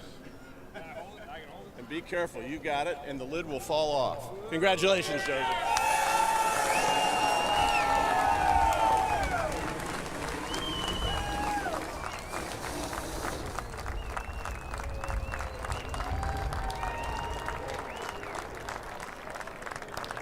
For the second time in his career, Josef Newgarden gets to hold the Astor Cup, and that is number one, a trophy with a lot of history behind it, but it means a lot to you, I know. Well, I think Tim put it best. It takes a lot of people to make this happen, and it's not just the 2-car guys, but the 12 crew, the 22 crew. We work as an entire team. We got each guy from every car working on all of them. So it's a big team effort at Team Penske. It's a whole organization to make this happen. Team Chevy, I have to thank Team Chevy. They have done an amazing job this year, winning the Indy 500 and now winning the championship. I mean, Chevy Power has not let us down. I'm just telling you, they've done an amazing job working with us. And Hitachi's been like my good luck charm. I can't thank them enough. We just signed a new deal with Hitachi. They're going to be on board with me again for the next couple of years. It's been an amazing partnership. We've won 3 races this year and now the championship, so I can't thank all of them for traveling and supporting us. They just do an amazing job as a partner with us. And there are very few names on that trophy that are on there twice. I can see Mario Andretti, I can see AJ Foyt, but now Josef Newgarden will be on there twice. I never would have dreamt this, man. I liked driving go-karts when I was 13, and that was like my passion. I never thought I'd be an IndyCar driver. These things used to scare me, to be honest with you. When I was a little kid and I would watch them on street circuits or on the high-speed ovals, I was like, man, I don't think I could ever do that in my life. So to be here now and win a couple championships, I don't even know what to tell you, man. I never thought this was a thing. How about it, Laguna Seca fans? Josef Newgarden, 2-time IndyCar Series champion. They've come out to support him. Roger Penske, Tim Cindric as well. They are your champions in 2019. Thank you, Marty, and that really took some management. It took some savvy behavior to get that done. And when we come back, a couple of championship-winning drivers in their own right, Paul Tracy, Townsend Bell, will share their thoughts on the champion and the 2019 racing year. Back in a moment to wrap it up from California. Thousands and thousands of hours of work, millions of dollars, all go into this. The pursuit of perfection to become a champion. And look at that, Josef Newgarden, his new engineer there, and Gavin Ward, who's been part of a Formula One World Championship winning team. Now he's part of an IndyCar Championship winning team. And speaking of winning, 19-year-old Colton Herta led the pack pretty much all day long. 83 of the 90 laps, he was in front. Look at that. His dad has won here twice. Now he puts his name on there, and even before the green flag flew today, he said, racing with the Herta name at Laguna Seca means so much. Well, how about now being a winner? Terrific job all day, all weekend from Colton Herta. What a great way to cap off his rookie season with authority here in a track that means so much to his family. Before I forget, Paul, I want to say well done, Sebastian Bourdais and James Hinchcliffe, driving in significant pain, both finishing in the top 10. Here are the points for you and where everybody finished, who made a late surge, who didn't. PT, what are your thoughts on the season? My thoughts are Newgarden, deserving champ, many more championships to come. And let's not forget, I think that this championship was a lot more physically and mentally challenging than the first one. We can't forget that he had surgery on his jaw earlier in the season, a lot of problems with that, and he's powered through for his second championship. You saw there, Colton Herta dragged himself all the way up into 7th in the final points. That's impressive, but it was all about team today. This used to be Penske Racing, but they call it Team Penske for a reason. He knows the power of people. Yeah, they got it done again. Congratulations to Roger Penske, Tim Cindric, Josef Newgarden. Coming up, except on the West Coast, is your local news, and later tonight, it's Sunday Night Football. The Rams at the Browns. Coverage begins at 7 o'clock Eastern with Football Night in America. On behalf of our entire NBC Sports crew who travel thousands and thousands of miles each and every year all over the country and up to Canada, thanks for watching, and congratulations, Josef Newgarden. Lee Diffie and Townsend Bell with you for the Honda Racing Race Review on the season finale at WeatherTech Raceway Laguna Seca, where 19-year-old Colton Herta won the pole position with the NTT P1 award, led this 24-car field to green, and he stayed there, leading 83 of the 90 laps to grab in convincing style, holding off Will Power for his second win of the season. Now, Townsend, that's a way to end your rookie year. No question. On a picture-perfect day here in California, Colton Herta was perfect. He held off a 5-time champion at the start. He managed his tires all day long. And on a track that has locations like Andretti Hairpin and Rahal Straight. Herta laid claim to the whole house. He's calling it Herta's house going forward. Yes, he joins his father, Brian, as a winner here at WeatherTech Raceway, Laguna Seca. He's part of a very strong Honda family. Honda clinches the manufacturer's title, and he can rest easy in the off-season. He's off to be a full-time member at Andretti Autosport.